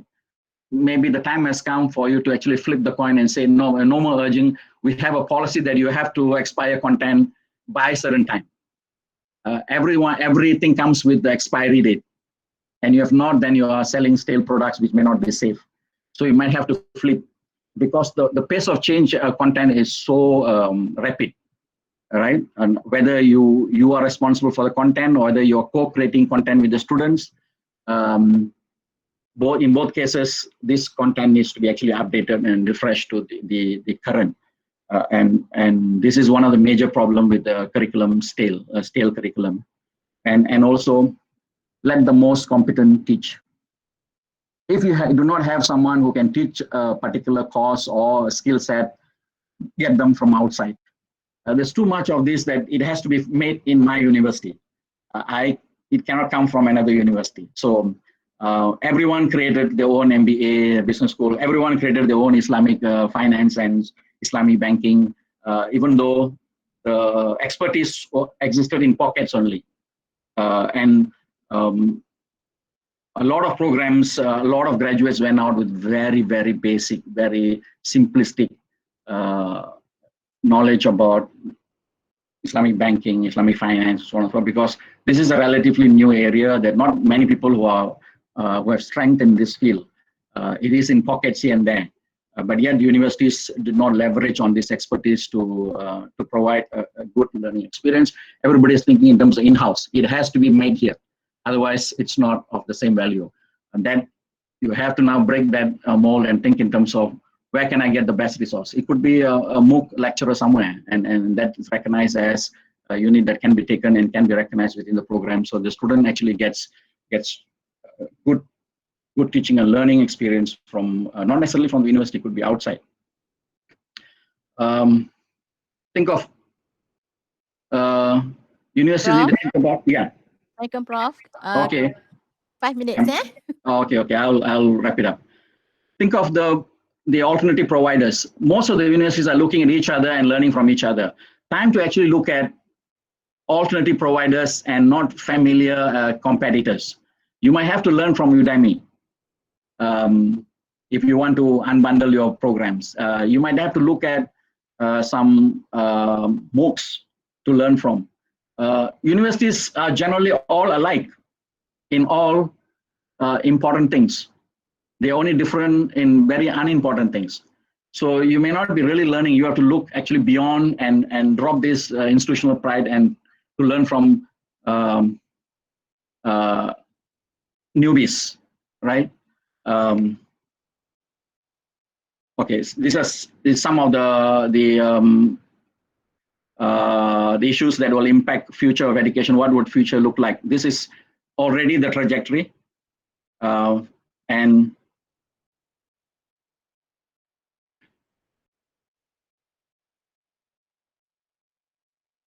So rethink the concept of university. Prof. Kamal made a case for the concept of university, but it's not the only concept. Can you actually disengage your model of education from your mission, or are they inescapably tied? Can you reimagine a different organizational structure for the university? Prof. Norzaini mentioned that universities have weathered all kinds of tsunamis. Not sure whether the future is going to be like the past. COVID of the scale that has happened never happened in the past.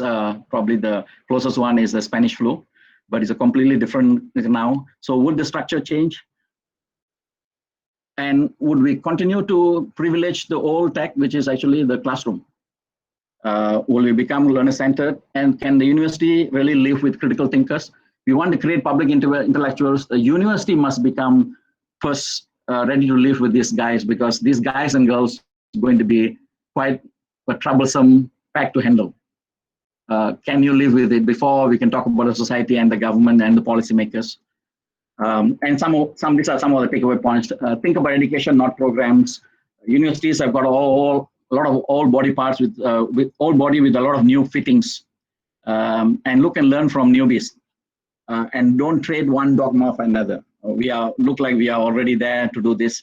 It's not, knowledge mastery is not enough. And the final one, quality education will always be a contested idea. There's not going to be one definition and everybody agrees and you can all leave the seminar happily after. So some acknowledgements, and there are some slides that they are there. You can see which tells a story on its own. These are from people I've already acknowledged there, and I think I will stop there. Thank you. Thank you. Thank you so much, Prof, for the presentation. I see a lot of words like unraveling, unboxing, unpacking, unbundling, uncovering. Lots of things to do. The nice thing is that Prof. Kamal starts with the learners and you kind of end with the learners. We are going to open this session to questions. Actually, we already have a lot of questions. I think I'm going to start with Prof. Kamal. There are two questions on Amanah. So I'm just going to read both questions, Prof. And I think you can just answer it once. One question is, how have we changed the recruitment of academics to be compatible with the Amanah model of teaching and learning? And That's coming someone, from Prof. Azman. I know, and someone said, tell us more about the Amanah model of teaching and learning. Okay, thank you very much for the question, Prof. Aziah. And let me get back to the question posted by Prof. Hazman. I think I put a note, an answer note in the chat box there. I think it's so critical to find out what actually energized academics. In most cases, I always regard academics as leaders, as I mentioned in that box, and leaders are energized by something. And what is that thing? Now, personally, clarity of purpose, value-driven, would be the source of energy for each academician to conduct their job. And if the academics are very clear that learning among the students, acquiring knowledge, empowering students with the knowledge, empowering the community with the knowledge, and preserving the knowledge is the purpose of my being an academic, that should be good enough and energy to propel the academics to drive his mission in the context of Amanah. So precisely, I think the challenge in recognizing any academics is what would be the energy that drive his leadership behavior. And that would perhaps what we should be looking for in getting hiring in academics. I hope that answered Prof. Azman's question. And for the next for the next question, I'm trying my level best here, Prof. For the next question is about tell us more about Amanah model in teaching and learning.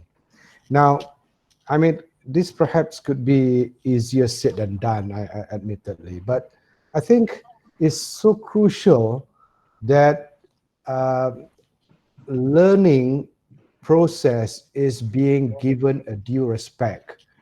In other words, do you put grades on learning? And what is the meaning of these grades on the students' learning outcome? And if grades is being placed as the ultimate definition of learning, there are many ways to earn the grades. If I cheat, I'll get the grades. If I learn and understand well, I also get the grades. So the meaning of the grades needs to be real. We have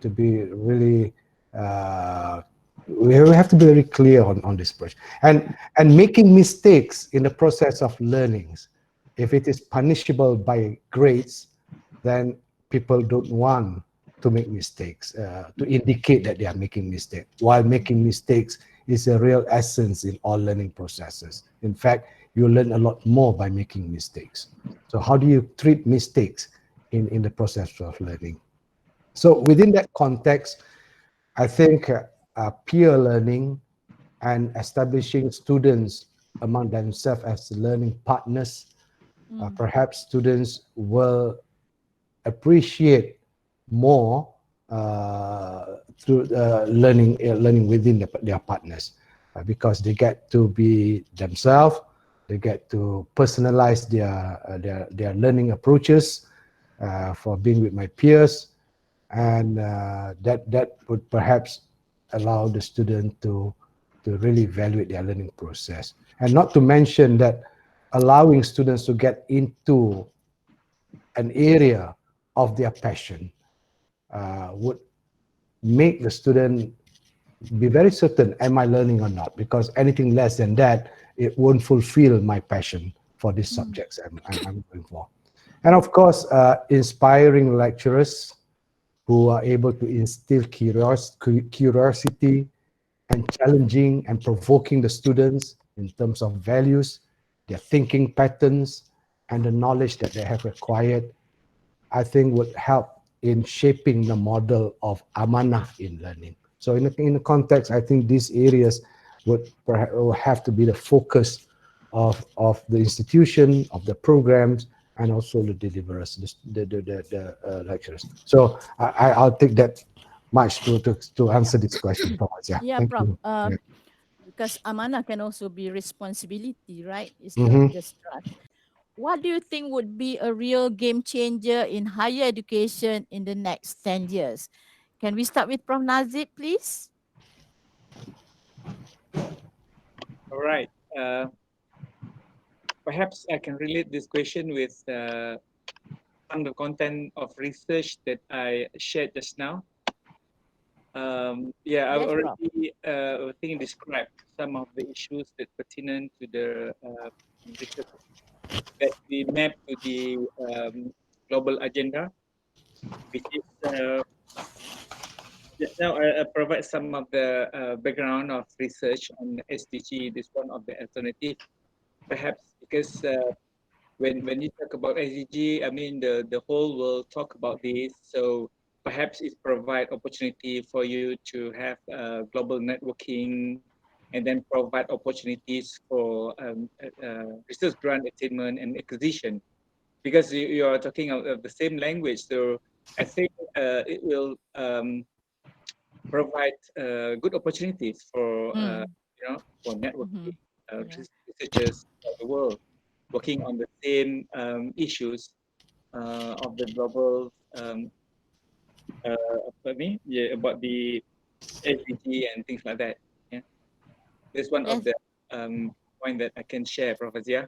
Yeah, I think Prof. Cairul may agree and may want to add to that. Well, if I may say, what would be the game changer? COVID-19 is the game changer. It changes everything Yes. in our research, teaching, and learning. Uh, completely a new norms into our culture and practice. So I think that in the next 10 years, what would be something that um, something that is not a norm to us is now uh, something that we have to behave and accept globally. It's a globally accepted new culture. If we want to talk about research, yes, um, we will have to look at the bigger picture. We're going to in terms of research and the way how our students going to behave in the lab, for example, the way how researchers behave in the laboratory, the way how we propagate our research findings.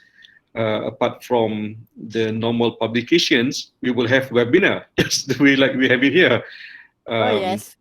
that's among the things that probably will be accepted as a new normals among researchers. Yeah. Yeah. I think Prof. Hazman kind of said that as well, putting in technology, but not necessarily making it a dogma.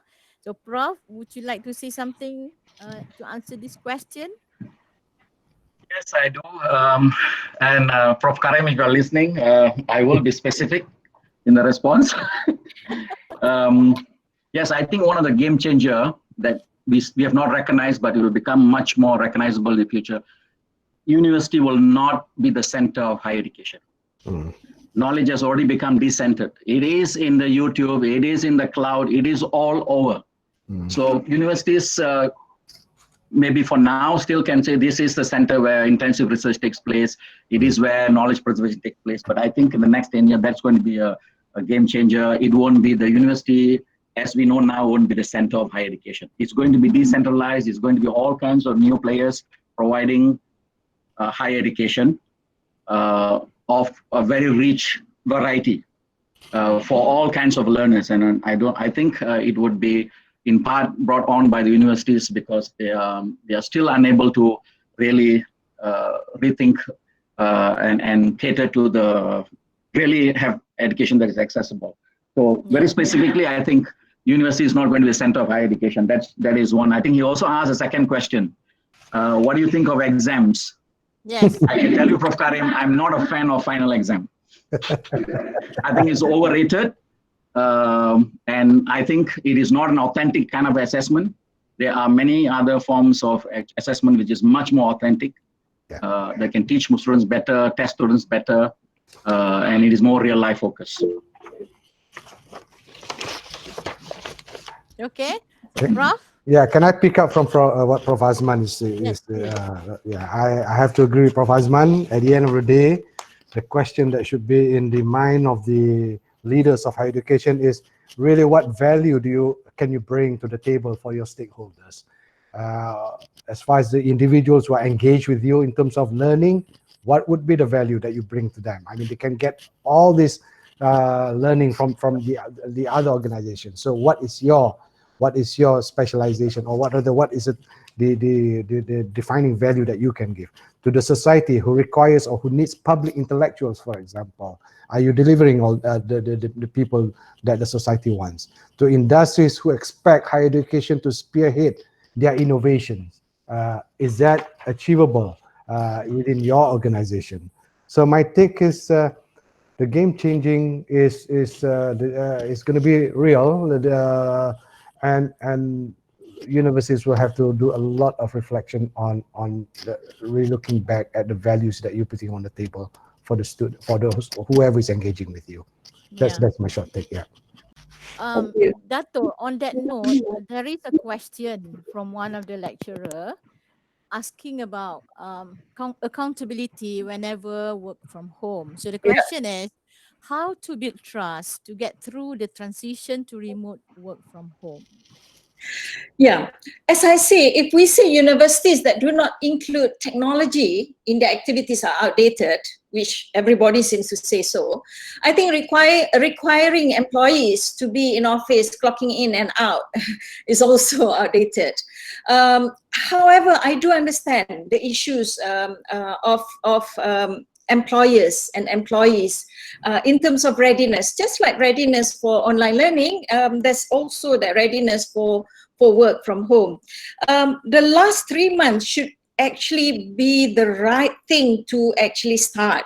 Do we have data or info on the productivity of academics while we were cooped up in the house and at the same time working, should be working actually, and really accountable for any work that we're supposed to do, because our pay was given full at that time. So, you know, if you want it to be halal, I mean, you should understand that you have to be working, specific hours to ensure that whatever you get at the end of the month is yours.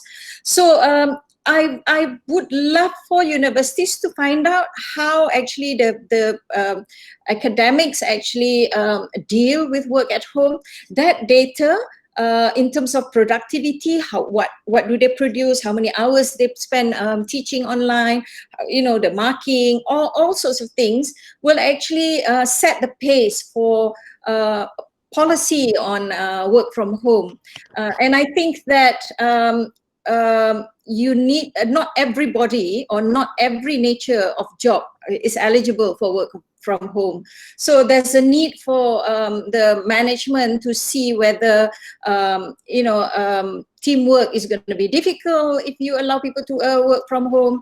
Do people who want to work from home have the necessary equipment, condition, and the productivity actually is very important, because people can go in to the office clocking in at 9, coming out at 6, but at the end of the year they don't produce anything too. So I think obviously for academics it's a lot easier to work from home because we are naturally working everywhere we go. I mean, we go for field trip, but at the same time we address a lot of other work that is happening in the office. But having said that, academics must understand the word accountability. And this is where, again, as the question of amanah, being professional, having that professional calling that you have to do it, and things like that. I mean, there's no easy way, but I think each university must work on their own policy and get data. And the easiest is the last 3 months can actually give input to what works, who can do that, and how to mitigate the pitfalls of working from home. That would be my answer. Excellent, Dato. I think many people will be quoting you after this. By all means, I might not be popular among the managers for suggesting this, but I think that's the nature of academic work anyway. Exactly, yes. Okay, there's a question for Prof. Kamal and Prof. Nazip. As resilient leaders, we have to prepare our mindset for the post-COVID era. Actually, people say it's not post-COVID yet, it's post-peak COVID era. So perhaps the both of you can share key strategies taken by UiTM to recover, Prof. To recover maybe the question meant some in teaching and learning, and also maybe in productivity, like Dato Norzaini said just now, in research and publication. So Yeah. can either one of you start? Yeah, okay. If I could touch on the issue of teaching and learning. Yes, the biggest question that we must answer is the effectiveness of the learning in the current mode that we are not used to, or perhaps the bulk majority of us are not used to in delivering and acquiring as far as students concerned. In other words, UiTM embarks on the ODL mode as of 18th of March 2020, and until today we are going we are pursuing this mode of learning, delivery and learning. And the biggest concern is, of course, how effective this learning mode is as compared to the previous mode that we are so used to.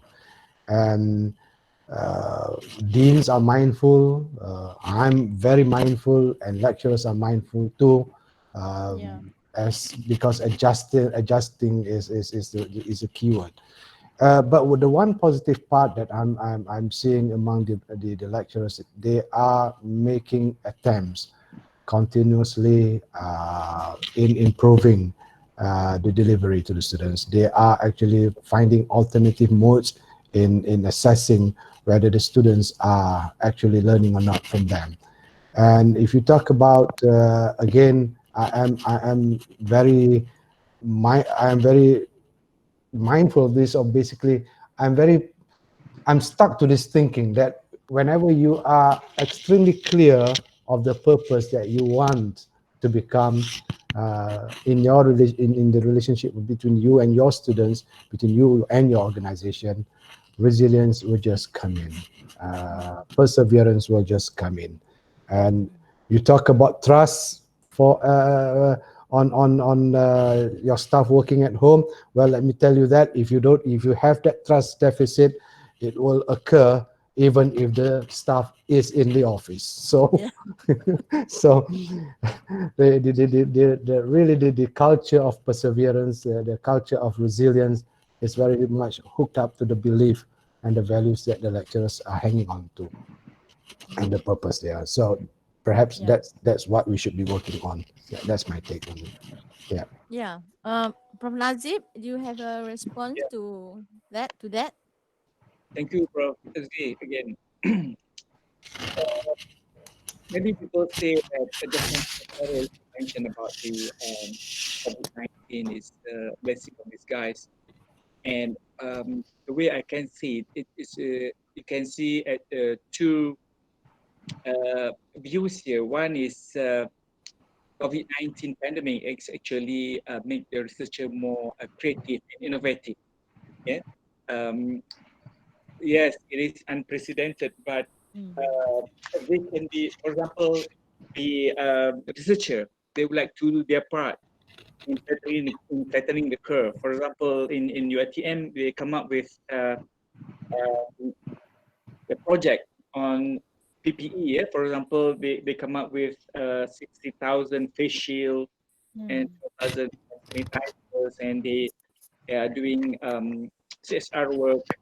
And some faculties, they go for the commercialization.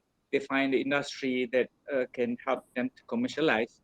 So just last week, we just launched a new product, thermal inspections, which are able to detect face recognitions, to do sanitizing for the shoes. And so, yeah, um, which means that the researcher, they become creative because Mm. with this problem, they need to think. So this will contribute, provide the researchers opportunity to contribute to the society. So Yeah, Prof. yeah, Mm. thank you. Yeah, Because it's true because while looking for ways to bring back students to UiTM in the next semester, I chanced upon an article from a professor from the University of Pennsylvania who actually did a research and used mathematical modeling to come up with the best strategies to bring students back to the campus. So I guess our researchers can do a lot, Mm. coming learning from COVID and so on. Okay, the next question is directed to Prof. Dr. Kairul. The question is from one of our ex-rector. It says, dear esteemed panelists, but I would like Prof. Kairul to start with this one. A university that aspires to be recognized as a global university may have to adopt systems and practices that are globally acceptable and have global relevance. To some extent, the university is characterized by elements of global prominence, global diversity, global partnership, global issues, and global leadership. When all are gearing for world class status, the question is, what value proposition should our local universities promote to bring the greatest impact?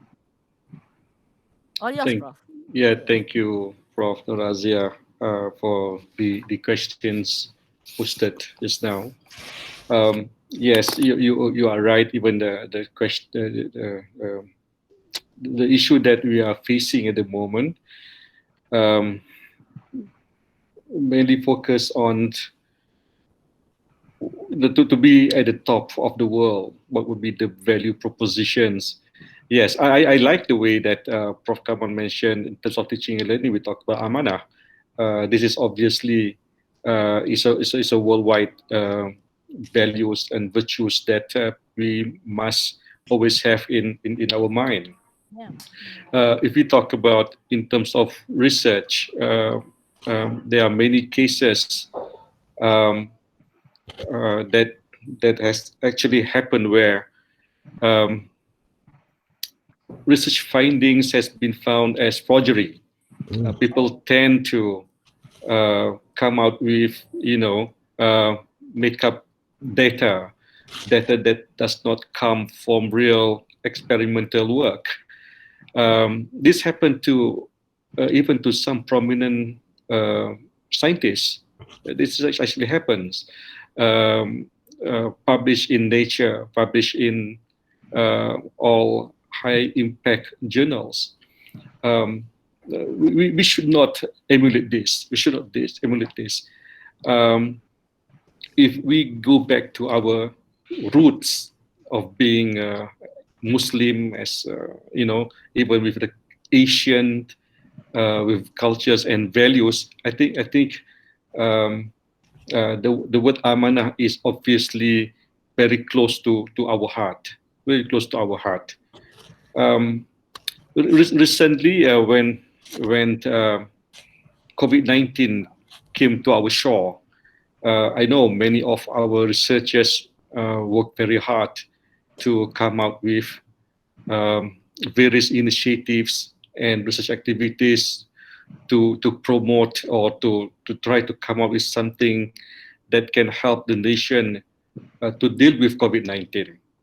But I was really, really mad when probably some of you still remember that I have to send out a public memo to some of our deputy vice chancellors of research when we found out that some of their so-called research findings on COVID-19 was actually is simply a proposal, not really a finding.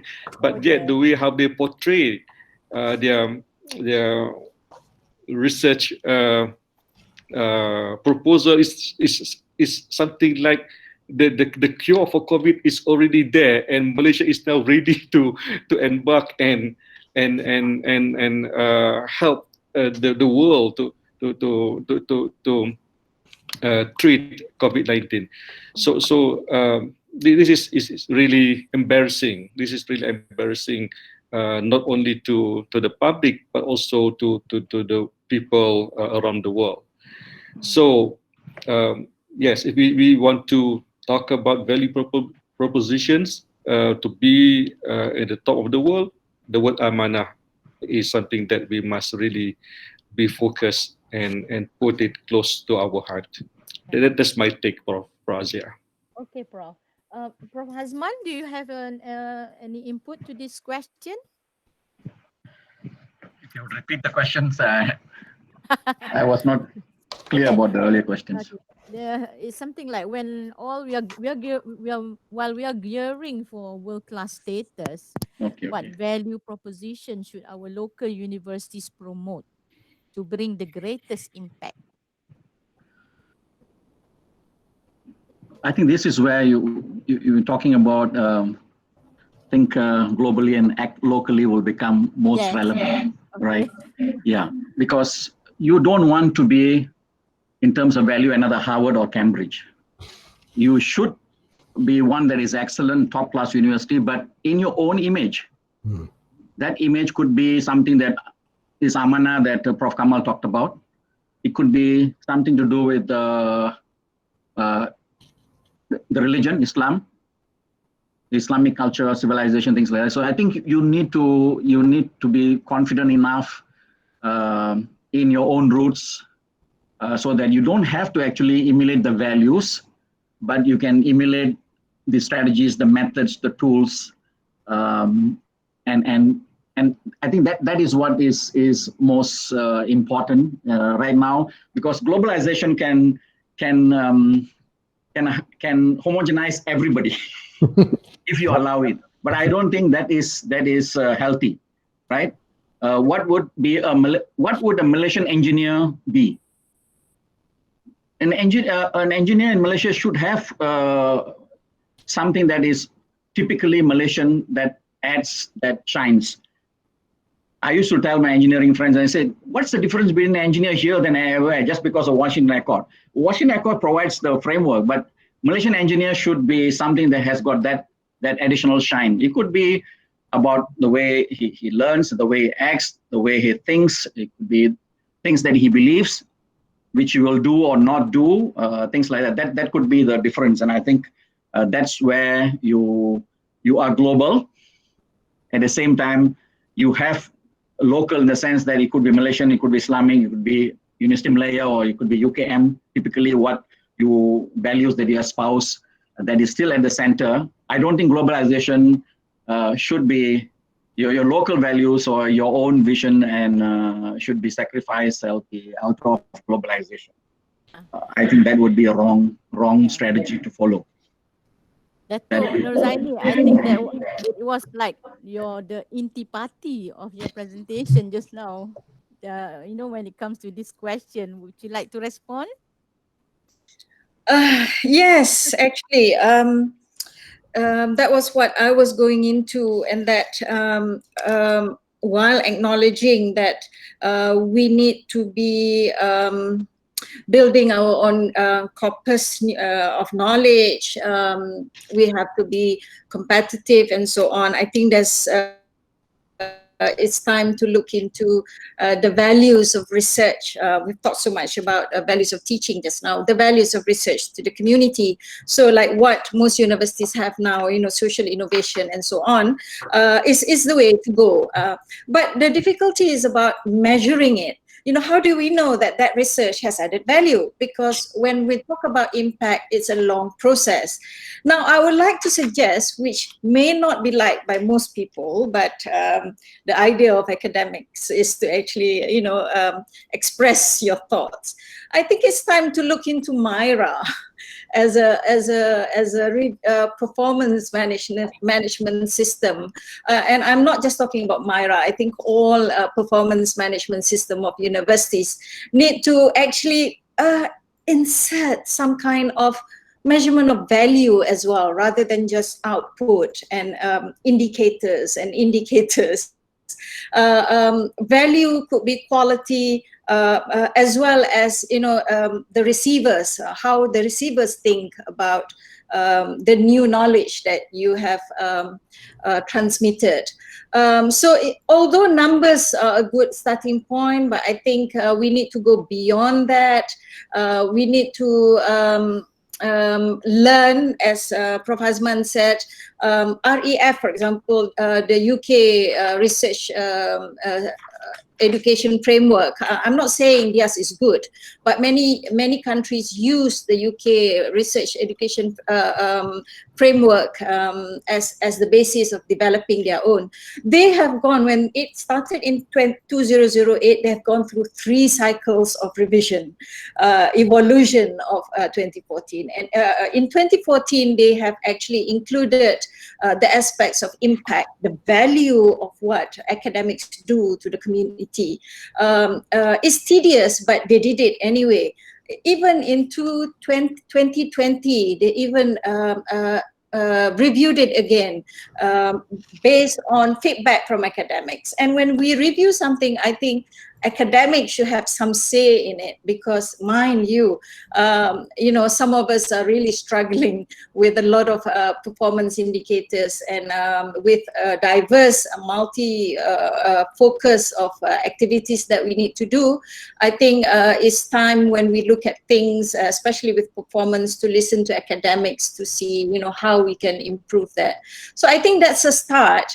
in order to find out whether when we go towards global internationalization and globalization, how do we measure values in our for our nation? And I think it should start with reviewing performance management system, so that we include value and our impact to the community as a start. Thank you. Yes, Dato. Thank you, Dato. There will also be people quoting that. Anyway, we also have teaching excellence framework to add to Alias. I think we only have a few more minutes. I'm going to choose a very simple question, but maybe it's not going to be an easy answer. The question is, what if, talking about measurement, but this is more on the learners, what if we leave assessment to the learners themselves? So maybe we can have Prof. Kamal first to answer this question, Prof. This is about the learners. Well, I think the learners need to be guided when it comes to assessment, because the learned ones are supposed to be managing and hand-holding the learners. Yes. So if you put the learners constructing their own assessment, you will be having problem in gauging which level of learning, what would be the level of learning achievement that the learners is putting on themselves. So while we encourage the responsibility of learning falls into the learners, but there has to be some basic standards that that we have to adhere to in ensuring that at least learning is taking place. It is about achieving that standards, and it is about getting to that point where the learners need to be indicated on. They need that indication, and that perhaps would justify the reason why the learned or the lecturers or the professors we're going to have to tell whether the learners are actually learning. So that's my short take on this. Yeah. What about Prof. Hazman? Can the learners construct their own, design their own assessment? You would be surprised that this is already taking place in some universities, and Yes. I recall in 1986-85, when I was there, it was already a practice, not necessarily across all courses, but it was a practice. Learners or students could actually decide what kind of assessments they want to go through, and can even actually propose the assessment to their professors, and they would agree, and then you go ahead and do it.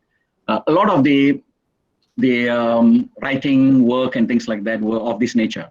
So can they do it? Yes. It also depends on type of assessments. What do you want to assess about, right? Yeah. And some of this, it might have to be someone outside the learner, someone independent. In some of the more mature level of learning, things like that, it can be actually the student. But the general expectation is that the university has an independent, reliable, valid, externally checked process to ensure that these assessments are actually fair and reflective of the learner's attainment, right? That's an expectation. So you can do it, but I think you have to disclose it to the user. Yeah. That these assessments were self-assessments, and to the extent that self-assessment could suffer from many risks. So the user need to use that information or that credential with knowledge of, so that caveat must be there. And you'll be surprised, some of them might think of it as a valid way of, so you have to do that, because the general expectation is it is independent, it is objective, it is someone outside the learner. But we already have it. We already have pockets of this practice for the last 30-40 years in many courses, especially at master's level and higher level. They allow you to decide how you want to be assessed. And propose to me what is an assessment that will tell me that you have learned, you can think, you can critically review. So tell me, so that kind of democracy has always been there. But I don't think our universities and academics are actually comfortable with giving away power. It's a power issue, giving away power, because assessment is a big power, right? The academic holds. And to give it away, to cede it to the student is actually quite a revolutionary thinking in many ways. Yeah. But I think all revolutions start with a small spark. Yes. Yep. Maybe a small viral message. I'm just being very careful with my word because I can be quoted. Yes, you may. Prof, because actually learners can negotiate their assessments, don't you think? Yeah. They can actually.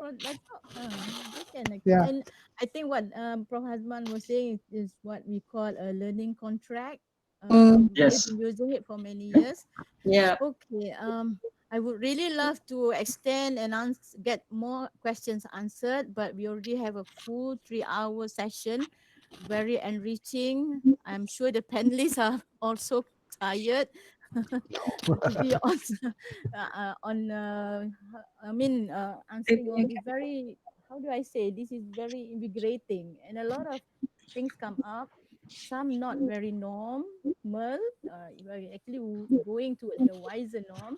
But I just want to read a few comments by the participants. For example, we have one saying, for the academics, it is the true keadaan hasil should be considered rather than keberadaan. So people are, actually understanding what when we talk about amanah, accountability, and so on.